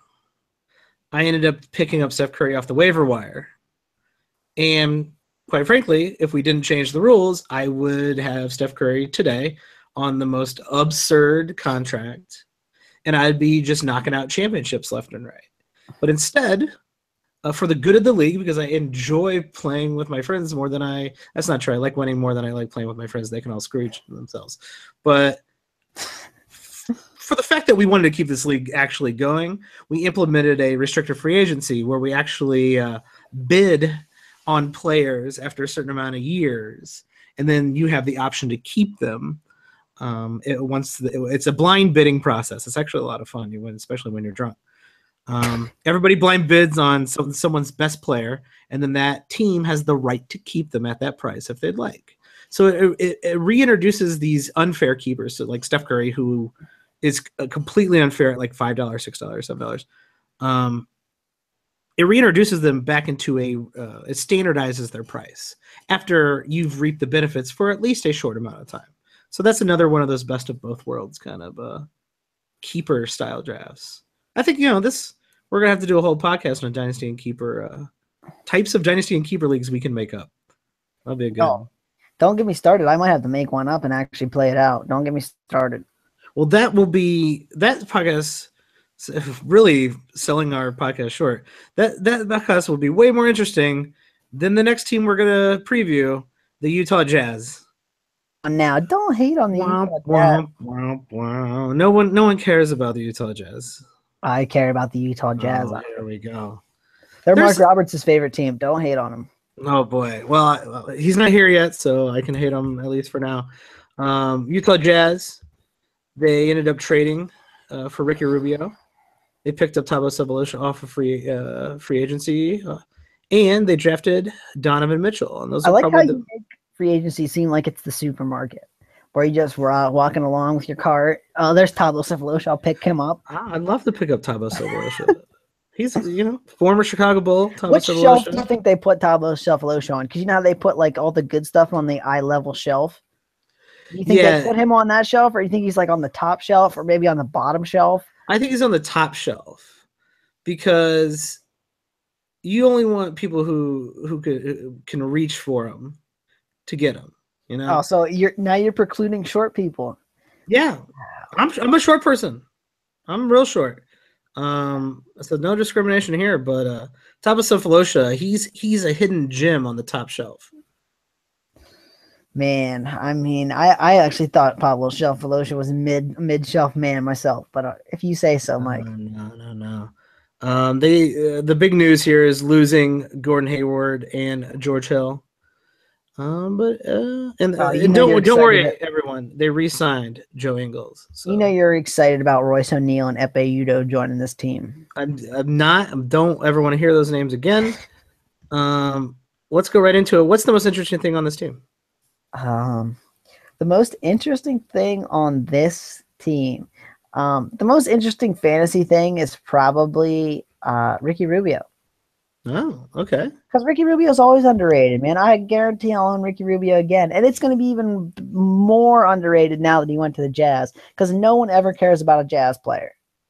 Yeah, like I said, no one cares about the Jazz, and that is a true statement, which is good for you if you like people on the Jazz and people don't care. Ricky Rubio had an excellent second half last year, which might allow people to pay attention to him. He finally shot over 40% last year, and he's another one of the few people, and this is rare, to get double-digit assists per game. And another stat that's very rare to get double digits. So he is incredibly valuable when it comes to the point guard position, even though his percentages are very bad. Or his field goal. Sorry, his free throw is actually not bad. Yeah, he's actually a good free throw shooter. Yeah, and surprisingly. He's adding in some 3-pointers finally. He's gotten up to 0.8, which, I mean, it used to be worse. Hey, watch out, everybody. Slowly working it up there. He might get it over 1 this year. Better than 0. I'm excited for that. Yeah, so I think he falls outside the top 50, and I think he's a top 50 player. So I bet you I have Rubio. Yeah, I think he deserves a look in the top 50 simply because of his outstanding assists, but he's also a very good rebounder, which I think will take a hit because Rudy Gobert is a much better rebounder. But he's one of the best steal guys in the league. He is an outstanding steal guy. And the assists and steals, 2 elite categories for him. Plus the good free throw percentage. Now, granted, there's not a ton of attempts. Only 3.8 a game, not a ton. I will be owning me some Rubio for those 2 category boosts. And I think that's fair. Let's go to the rest of the Standard League players on this team. Rudy Gobert, probably the number 1 fantasy player on this team. I have seen people talking about Rudy Gobert in the top 10, top 12. Do you agree with that assessment? Not for this fella. What's about a head-to-head league? Not for this fella. Ooh, He's firmly entrenched in my second round. I don't see any way that he works into my top 12 at all. And I'll even venture to say this. There's a lot of guys I'd rather have than him. DeMarcus Cousins, Paul George, Damian Lillard, Kyrie Irving. I'd rather have all those guys than him, and those guys are probably fringe first round, if not second round players. Yeah, I'm high on Cousins this year, and you will find out about that. But yeah, Gobert is a solid middle second round player for me. Centers are hard to get, but I'm not sure where people are finding the massive jump out of Rudy Gobert. You go look at what he did last year, right? He played 34 minutes a game. He averaged 14 and 13, which is pretty insane. 2.5 blocks a game. That's crazy. But here's the thing. Where am I getting more value? Where am I getting more value? Here's the thing I've been hearing, and here's the flaw in that. The theory is he takes the Whiteside leap and scores more points and gets a few more rebounds now that Gordon Hayward's out of the picture. The problem people don't understand with that theory is the same thing will happen to him that happened to Whiteside, and that both percentages will go in the tank. Yeah, even with his percentages in the tank, though, they're still going to be good. But they're probably shoot 58% though. He's shooting 66% last year. That's absurd. But see, it all comes out in the wash then when you're that high level of a player. If some go up and some go down, you end up being about the same rank. Because, yeah, okay, you got a few more points. Like, he's probably only going to get up to like 15 and a half, maybe 16. He might get up to like 13 and a half rebounds if he's lucky. But the percentages will go down enough that it'll be the exact same. And the block will probably go down a little bit more too, just because he's got to work a little harder on that offensive end. Yeah, it depends on where, what kind of league you're playing in and what kind of strategy you're playing with. A dip in field goal just for 4 more points a game really might actually kill you if you are someone who really needed that field goal percentage or in a roto league. Suddenly you're just not getting absurd elite level field goal percentage.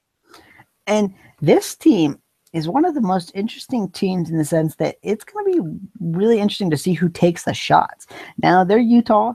They always shoot less because they play that good defense. So they don't play at a high pace, so they create less shot opportunities. But, I mean, they lost Gordon Hayward's like 15 a game, and they didn't really add anybody who's going to shoot the ball.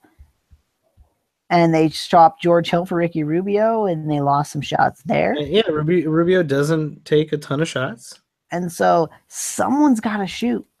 So whether Gobert takes a few or maybe Rodney Hood takes them all, I don't know exactly what's going to happen, but someone's going to have to eventually shoot the ball. No, I 100% agree. Let's talk about Rodney Hood. It's definitely going to start because what else are they doing? Is he standard league relevant? Playing 32 minutes a game? I think he has to be, in the sense that he's got to get the minutes. Now, hopefully he can stay healthy this year. The injuries limited him quite a bit last year. But I could see Rodney Hood kind of taking a man-sized leap into standard league relevance in the sense that he's probably going to be asked to score a lot more. And at even 16, 17, 18 points a game, he's going to be a standard league relevant player. Yeah, I don't know, actually, because that percentage is so very low. He's got to improve on that percentage. If he improves on that percentage, then we don't need to have this discussion. But the fact that there's a legit chance he might not shoot better than 41%, More shots just means a worse field goal percentage and a handful more points. And he's still not getting any assists. His steals are super freaking low for a guard, which you don't ever want to see. And he's not getting elite threes. So let's throw this last season out because it was a bad one. It was definitely a step back. Let's take a look at 15-16 for Rodney Hood. Sure. Okay, 42%. Yeah, you're not loving it, but it's not the worst thing in the world. He's probably an 80% free throw shooter. He's probably not going to shoot the 86 again, but he's probably around 80. Can we agree on that? Maybe. But, yeah, let's say 80 is fine. Okay, so then you look at the rest of the numbers, which, I mean, all that year I could see. I'm thinking he gets a few more shots than 12.3 just because they need someone to shoot, which I'm with you. That could drop the percentage down, but isn't anybody who scores like 16, 17, 18 points a game relevant in a standard league, even if it's back end?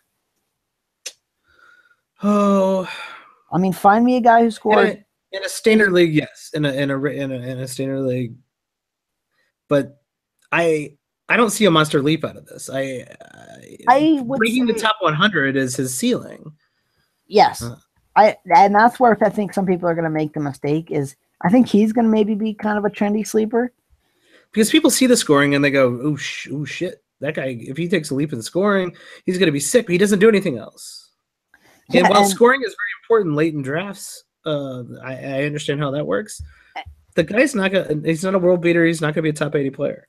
Well, and there's no real mobility for him to get the steals and the blocks better. I don't think. Like I don't see any way where I go, "Oh, Rodney Hood gets a steal or a steal and a half a game now," or Rodney Hood gets half a block a game. Like I just don't really see that happening. He might get a steal. He might maybe just barely push to one, but that's about as high as it gets. So yeah, I'm with you. He's probably somewhere between 75 and 100 at his ceiling. I think you know what? This team's a little bit more interesting than I thought it was.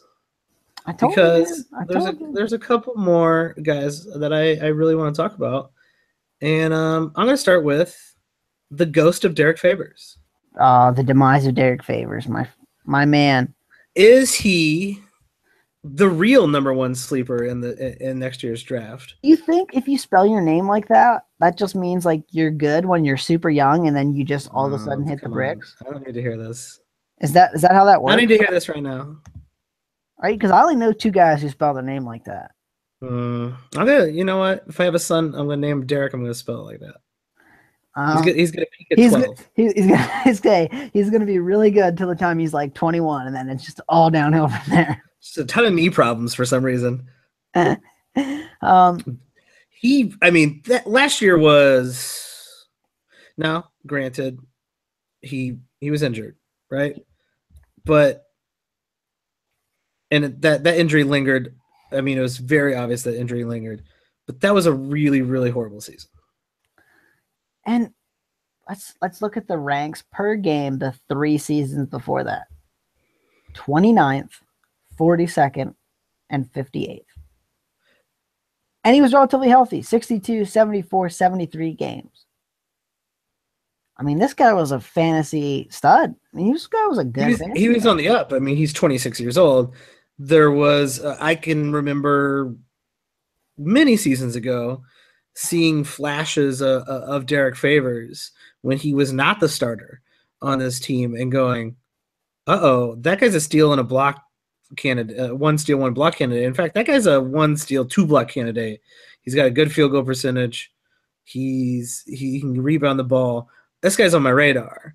And once he started hitting it big, like when he was playing 30 minutes, that 1-and-1 with 8 rebounds and 6 points really mattered with really good field goal percentage. But here's the thing: 3 years ago, that was really, really nice to be 16-8 with a block and a half and a steal. In today's NBA, 16-8 with a steal and a block and a half isn't. I don't know. Is that even top 50 anymore? Players are just better now. That's top 50. I mean, if you're looking at it, no like threes. A top 50 guy last year, Drew Holiday, 15 points, a steal and a half a block. Now you get a good assist. You got Vucevic, who made the top 50 at relatively the same thing. less Yeah, rebounds, but more steals and okay. blocks from Favors. Oh. So he's definitely a top 50 guy. If he could get back to that, here was the most worrying thing to me about last year, and I don't know if you noticed this or not. Was it me, or did he exclusively pretty much play without Rudy Gobert? He was almost exclusively a center last year. There were very few minutes where those two played together. Yeah, they did not enjoy playing those two guys together. So that's a problem for someone, right? That either means Rudy Gobert's minutes go down, or Derek Favors doesn't have that many minutes available to him. Like I said, it's a problem for Derek Favors because Rudy Gobert ain't going nowhere. And I was hoping for a trade this offseason. I really was. I still think Derek Favors is young, and I know a team that would trade him for Dwayne Wade, straight up. But Derek Favors is also one of those guys where his values. I mean, it's the whole Brandon Knight thing. Like, why the Suns not trade Brandon Knight last year? When no one wants to take a shot on Brandon Knight because you guys won't play Brandon Knight at all. Like, if you, I think no one did because he's out for the season, I believe. Well, yeah, that's this offseason. I'm talking about last year. Like all of last year, that's all you heard was, why isn't Brandon Knight getting traded? Well, if your own team is devaluing you by not playing you a lot of minutes and or basically saying you're crap, no one wants to pay an exorbitant price for you, right? And so you can ask for a big price because you know it's a skilled player, but everyone's like, well, you're not playing him, so we think he's only worth a second-round pick. And so he's more valuable to you than he is in the market, so I think he stays. And I think the minutes just really aren't there, unfortunately. You don't think he's going to approach 30 minutes a game this year? I mean, they don't have a ton of power forwards, but that's what I keep looking at. Who's playing those minutes then? Are they moving Joe Johnson to the 4? Are they moving Joe Ingles to the 4? Are they playing? Well, Joe Ingles does play a lot of 4. I mean, they could do it, right? It could be done. And I don't know why it wouldn't make more sense to play Derek Favors closer to 28 minutes a game. Okay, how many minutes behind Rudy Gobert does he play? It was like 50-50 split last year, which was better than I thought it was. Played about 54% at center, 46% at power forward, according to Basketball Reference. So if he can play 15 behind Favors and 15 at power forward, I mean, there's a 30-minute-a-night guy. If he gets 30 minutes, I think he's definitely a Stanley League relevant guy. Yeah, I think at 30 minutes, I think I'm gonna stick with it. At 30 minutes a game, and he's looking relatively healthy, I think he's a top 100 guy. I'm with you. So where are you looking at him? I think this is the $1 million question. His name still rings out with people who play fantasy. Though anyone who is aware of what he did last year, they're going to think he's trash and might not even bother drafting him. So if his ceiling is breaking the top 100, which is really sad for a guy whose ceiling in previous seasons was top 30. Well, his ceiling is that Rudy Gobert gets hurt and he's top 50 again. I mean, it's possible. True. I don't mind taking him ninth round or later. I might even be able to get on board a little tiny bit before that. Oh, okay, so you got a little bit more interest in this Derek Favors. But maybe not today. Okay, what I want to see, and I'm not going to be doing too many drafts today, so that's good. What I want to see is I want to see his butt in training camp, in preseason, looking healthy, not sitting out because his knee hurts him. And I want to see them playing those two together, and I want to see what that dynamic looks like. Because if that dynamic is getting trashed on the defensive end, and they're only going to make him a center, I'm super worried about the minutes, and I'm not willing to take him there. But if they're playing those two a lot together and that lineup's doing relatively well, I think he's probably – I might even venture like in the late 7th round. Wow. You're pretty high on Derek Favors. I do think he does have the potential to be a proper sleeper in this draft, a sleeper that people didn't read about 3 seconds before, as they were Googling stuff for the draft because they forgot they had a draft that night. They're like, best sleepers of this season. Derek Favors is not going to come up in that article, so I think you're safe with Derek Favors. But all it takes is one really good preseason game for everyone to pay attention. Like always. Let's keep going. There's a lot to do on this Utah team. I thought we were going to get to another team, but there's a lot to talk about here. Joe Ingles is going to start. Joe Ingles played. Jingling Joe. Yeah. Joe Ingles played down the last half of the season, close to 30 minutes a game, actually. In those 30 minutes, he was a standard league relevant player. A steal, a couple threes, a couple assists, a couple rebounds. He's playing the Gordon Hayward role in this offense now. Does that make him more valuable than he was down the stretch last year?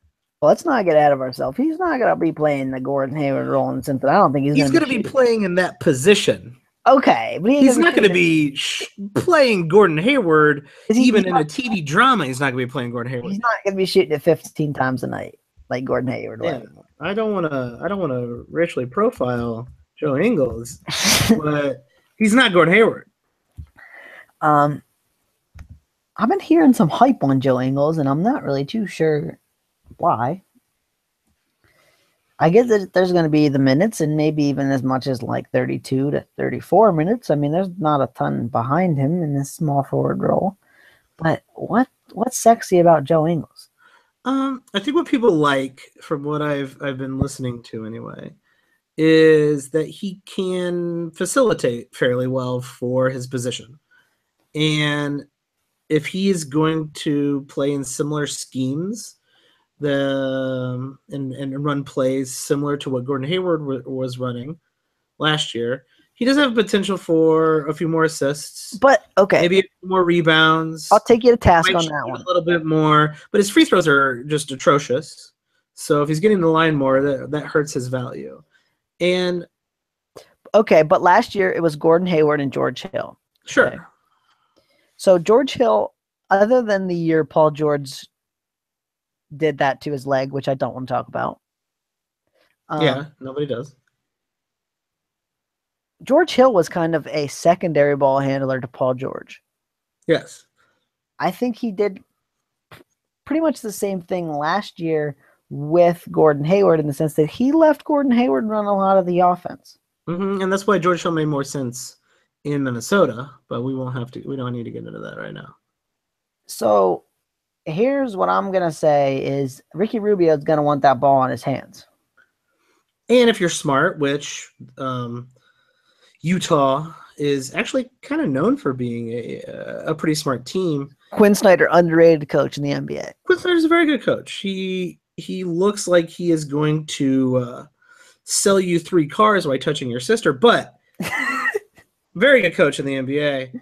And if he's smart, which I think he is, he's going to let Ricky Rubio run that offense all the time. Right. And so I see where you're going with this. I don't see like some people like make it seem like it's going to be like 4 or 5 assists for Joe Ingles. Like I'm not on board with that. Maybe like 3.5. Okay. I'm still thinking. I think Joe Ingles can breach the 4 assist mark. Okay. All right. Well, then he's getting interesting. The blocks just irk me, man. For a man that tall, you should be able to block like a shot once in a blue moon. Well, no, I don't want to racially profile Joe Ingles, but there was a movie that referred to the fact why Joe Ingles isn't blocking any shots. What was the movie? White Man Can't Jump, my friend. Poor Joe. Poor Joe. So how many points does Joe score? Let's hammer this out. How many points does Joe score a night? And this is why his ceiling is at best is standard league relevancy into the bench, because even playing starters minutes, taking more shots, he's going to score like 11 points a game at best. Yeah, and I mean, like, I just don't. Other than the steals have the potential to be a sexy category if he gets over like that 1.5 mark. Yeah, I think The rest of it's just okay. I mean, like, a little bit more interesting in a roto setting, perhaps. I'll back you. I could see him just kind of chipping away at the end of your bench spot, starting him when the Utah Jazz play, and chipping away at the assists and steals for the week and the threes. Just kind of a really, really boring player that happens to do a lot of things just fine. This is going to be a surprise for a Utah Jazz player, but I think I might not own Joe Ingles at all. Because I think Joe might get a little bit of hype train. And you know what happens in those guys that are ranked like around 100, 110, 120 when they get the hype train? They end up getting picked like 60, 70, 80. And I think that's Joe's like absolute ceiling. Like I don't really see him those are the guys who should be picked 90, 100, 110. Yeah, so I'm not super on board with jingling Joe Ingles, but good luck to him. I hope he does well for himself. He seems like a nice guy. I think that's fair, and I think if you're in a roto league, putting him at the end of your bench, I like that pick. You know, I mean, at like 90, 100, I'm interested, but at 70, 60, 80, he's for somebody else. We got a lot of guys in the 90, 100 range now. I'm going to have to redo my rankings. Some of those guys are going to fall to the 120. But I think, you know, kind of what we were saying at the beginning of this podcast, or maybe we said at the last podcast, those guys in the 90, 100 range are pretty interchangeable with the 110, 120 range. Well, it just depends on the minutes and the nights and the rotations. And not only that, but it depends on what you need on your team. And Absolutely. This is where guys make the mistake, right? You got to know what your team needs. Okay? We can all say, oh, Joe Ingles is 5 spots better than, I mean, I don't know, name anybody. It doesn't matter. He's 5 spots better than Taj Gibson. But if your team needs what Taj Gibson does and not what Joe Ingles does, then you pick Taj Gibson over Joe Ingles. And, I mean, it could be any players. It doesn't matter the names. But you got to know what the guy's going to provide and know what your team needs. And then that's who you pick. A lot of these players, that whole range there from 80 to 120, a small gain in any one category can boost you up very quickly because they're all very, very close to one another in that range. Conversely, what your team needs matters way more. If you're looking at Enes Kanter and Joe Ingles, okay, who are 2 guys probably going to be ranked relatively around the same spot, and your team needs field goal percentage and points, you better be picking Enes Kanter. If your team needs a little bit of everything else, especially steals, you better be picking Joe Ingles. Yep, that is an incredibly great point. You're 100% right there. And I think, did we already do Minnesota already? I don't think we have. Well, we have not done Minnesota, and actually one of my favorite players who proves that every single time is Gorgui Dieng, and we'll get to him in a future episode. But Gorgui Dieng, when he's playing like 31 minutes a game, top 50 player. When he's playing like 27 minutes a game, 90th ranked player. It's just that extra half a block and that extra half a steal and that extra point that really make the difference. You fall right out of those rankings real quick. Yeah, and that's what people don't understand is like the minutes drive a ton of this. And so a lot of it, if your coach gets a little peed off at you and doesn't want to play you that much, can knock you down significantly. Or say your coach brought in a old veteran favorite who knows his system and perhaps used to be on some sort of bench mob. Perhaps then your minutes will go down and make you less valuable.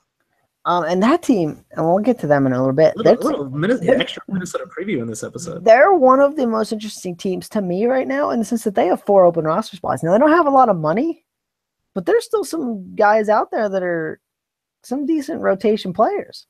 Yeah, they need to perhaps sign someone. And so, I mean, they probably did the most revamping of any team this summer, if I would say, in the sense that they have a lot of new starters and a lot of new rotation players. Yeah, actually, I got a deal for them. I will trade Zach LaVine and Chris Dunn for Jimmy Butler straight up. Oh, who would do that? I'll throw in a second-round pick. Who would do a deal like that? I mean, it's the dumbest deal I've ever heard. Are we finished with Utah? Should we talk about Donovan Mitchell at all?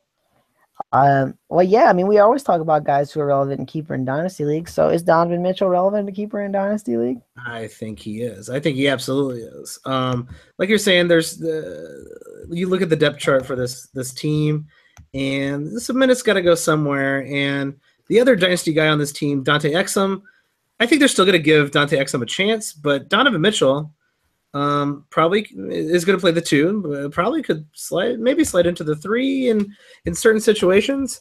And I think he's shown some flashes in that summer league. I'm willing to pick him in that top 10, in that hypothetical top 10 dynasty draft. I am with you there. I really think that he showed some things I was not expecting. He showed to me that he can be a little bit more of a scorer and a little bit more of a shooter than I was expecting, and I'm pretty hyped on him. I'm going to take you to task on Dante Exum. This is Dante Exum's last chance, but he's going to get a last chance. Okay, but if we're talking fantasy, what has Dante Exum ever done that makes you think he's a fantasy relevant player? I mean, why stop there? What has he done that makes me think he's a relevant NBA player? And the whole point, the only reason you're going to be good at fantasy is if you get the minutes. And if you're not a relevant NBA player, you're not going to get the minutes. But okay. He did play around almost 20 minutes a game last year, but I think what you're alluding to, his percentages are weak. His steals and blocks and counting stats are weak. He's supposed to be a point guard, and his assists suck. He can't shoot. So what is he providing? His per 36 numbers. Let me read these for you. I don't even want to know. They're amazing. 3.9 rebounds, 3.3 assists, 0.6 steals, 0.4 blocks, 12.1 points, 42.7%, and 79.5% last year on the field goal and free throw. Isn't there a tool where you can like put a guy's name, NBA player's name in, and they'll show you like the player who he's most like? Doesn't that exist somewhere? Is that Nylon Calculus maybe? I believe that is. You know what? Might have to go out to Nylon Calculus and figure out who Dante Exum's doppelganger is. I get that he's young and all the Australians love him, and rock on, man. I hope he does well for himself, but I hope he carves out a long NBA career. I just don't see him as a fantasy asset ever. So if you're in a dynasty league, here's my advice. If you can get anything for Dante Exum, I'm getting it. I don't see any way this guy is ever even sniffing the top 100 in fantasy because he just doesn't do enough. He just doesn't produce enough stats. Yeah, if you see him happen to play a handful of minutes a week and look really, really, really good, now that would be the time to get rid of that dude because they're going to move on pretty quickly from that. And the point of they're good, like I said, they're good at give him a final chance. My per 36 thing, my point was no one plays 36 minutes anymore unless you're LeBron or LeBron. So if those numbers don't sound enticing, he's never going to play that many minutes even. So I don't know where where anyone thinks the crack is here. He's allegedly a point guard, and he can't get assists. Well, what he is. So what are we doing here? At his best case, I think, is, and not for fantasy, in real life NBA, he's Patrick Beverley. He's a dude who can lock down the point guard on the other team. Yeah, I think that's fair, and I think that's the only reason he gets minutes. His drawback from being Patrick Beverley is he can't shoot. He can't shoot threes. He can't shoot really at all. And so he just basically has to be, it's 4-on-5 on offense for your team, but then he can lock down Russell Westbrook or a Chris Paul or a Steph Curry. That's your hope. And I just don't see how those guys ever get a ton of minutes when they are a complete zero on offense. Yeah, I'm not sure when he's ever going to get the chance to play starters minutes. So let's never talk about Dante Exum again. And I cannot find his player comparison, so we'll have to wait till the next episode to get to that. what do you got going on? What do you have? Anything to plug? Any new writings? Any I upcoming have writings here? a great. I'm going to say that. I'm going to go out on a limb and say that it's great. Okay. 2018 NBA mock draft coming out on the 1st of September. And this thing is going to be like 10,000 words on any available man that I'm looking at right now in the college basketball season who might get drafted in that first round. There is the top 30. So there's a mock draft of the top 30. Then there's like 7 additional players that I'm kind of seeing on the fringe of that first round. This bad boy is something you're going to want to read if you're into the draft.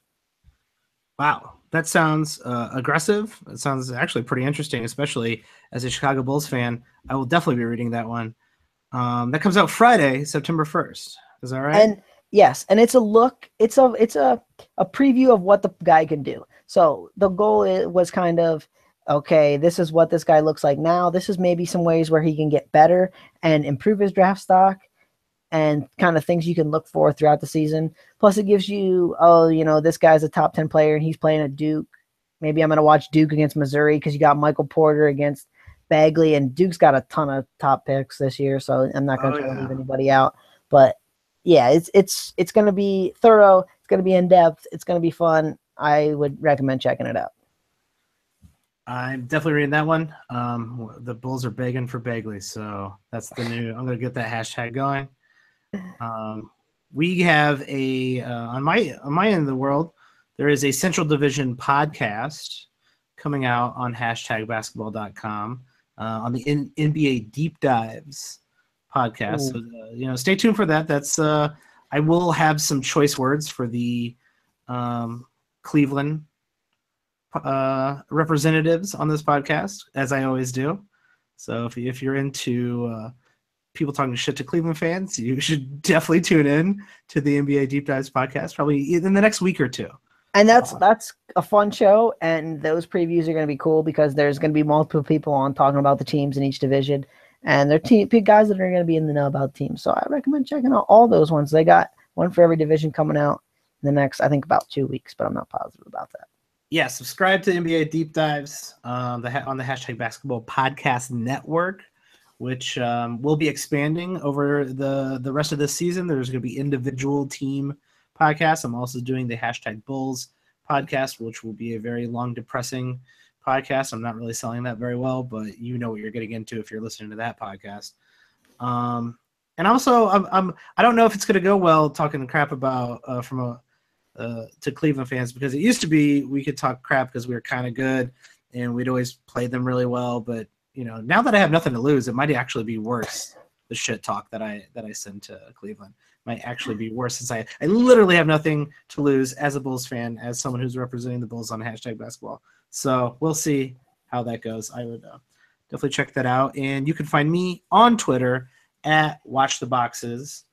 And Tyler, you're at Watsy4444. And feel free to DM either one of us if you're interested in the Watching the Boxes Fantasy League of Champions 2017-18 Wizard Palace Royal Rumble. You messed it up. There was #basketball on it the first time. Oh, yeah, there was #. I'll have to go look at what the original title of it was. Go check out the last episode, because the actual title of this league is in it, and DM us. I get this in. Oh, go ahead. I mentioned this last episode. You can also DM the #basketball Twitter accounts at #basketball. And the man, Joey, the owner and proprietor of the Mr. #basketball. Mr. #basketball himself has promised an awesome prize for the winner of this league. So if that doesn't get you to want to join, I don't know what will. I agree. I want to win this prize. So Well, I'm going to be trying my damnedest. I don't know if I'm eligible for the prize. One slice of the prize is coming on this show, so it's going to be really funny when Mike and I have to interview myself. Real full of yourself, eh? We'll see. Well, if you're not, you're passing on Blake Griffin in that 4th round, you're not going to win. All right, Mike, you enjoy your Blake Griffin. Let me know if 50 games into the season when he's out for the year, how that's working out for you. Point Blake, it's going to work 1 year, It's going to be the only year it works, and I'm going to finally reap the benefits of drafting Blake Griffin. You are Definitely in gonna the happen. regular season. You're going to have the best regular season record. That he's going to be out for the playoffs, and I'm going to crush you, and I'm going to laugh at you. Oh, ugh. I forgot we're going to do a head-to-head league with playoffs. Ugh. I'm really going to have to reconfigure my mindset out of my usual roto, elite roto fantasy basketball playing to the layman's head-to-head basketball. Mike, you're gonna be losing, man. I'm telling you already. I've already got that prize circled on my calendar. I don't doubt it. So yeah, if you like what you hear, rate us, review us, and join us next time for more NBA season previews. Thanks for joining me, Tyler. Have a good one, Mike. Good night, everybody.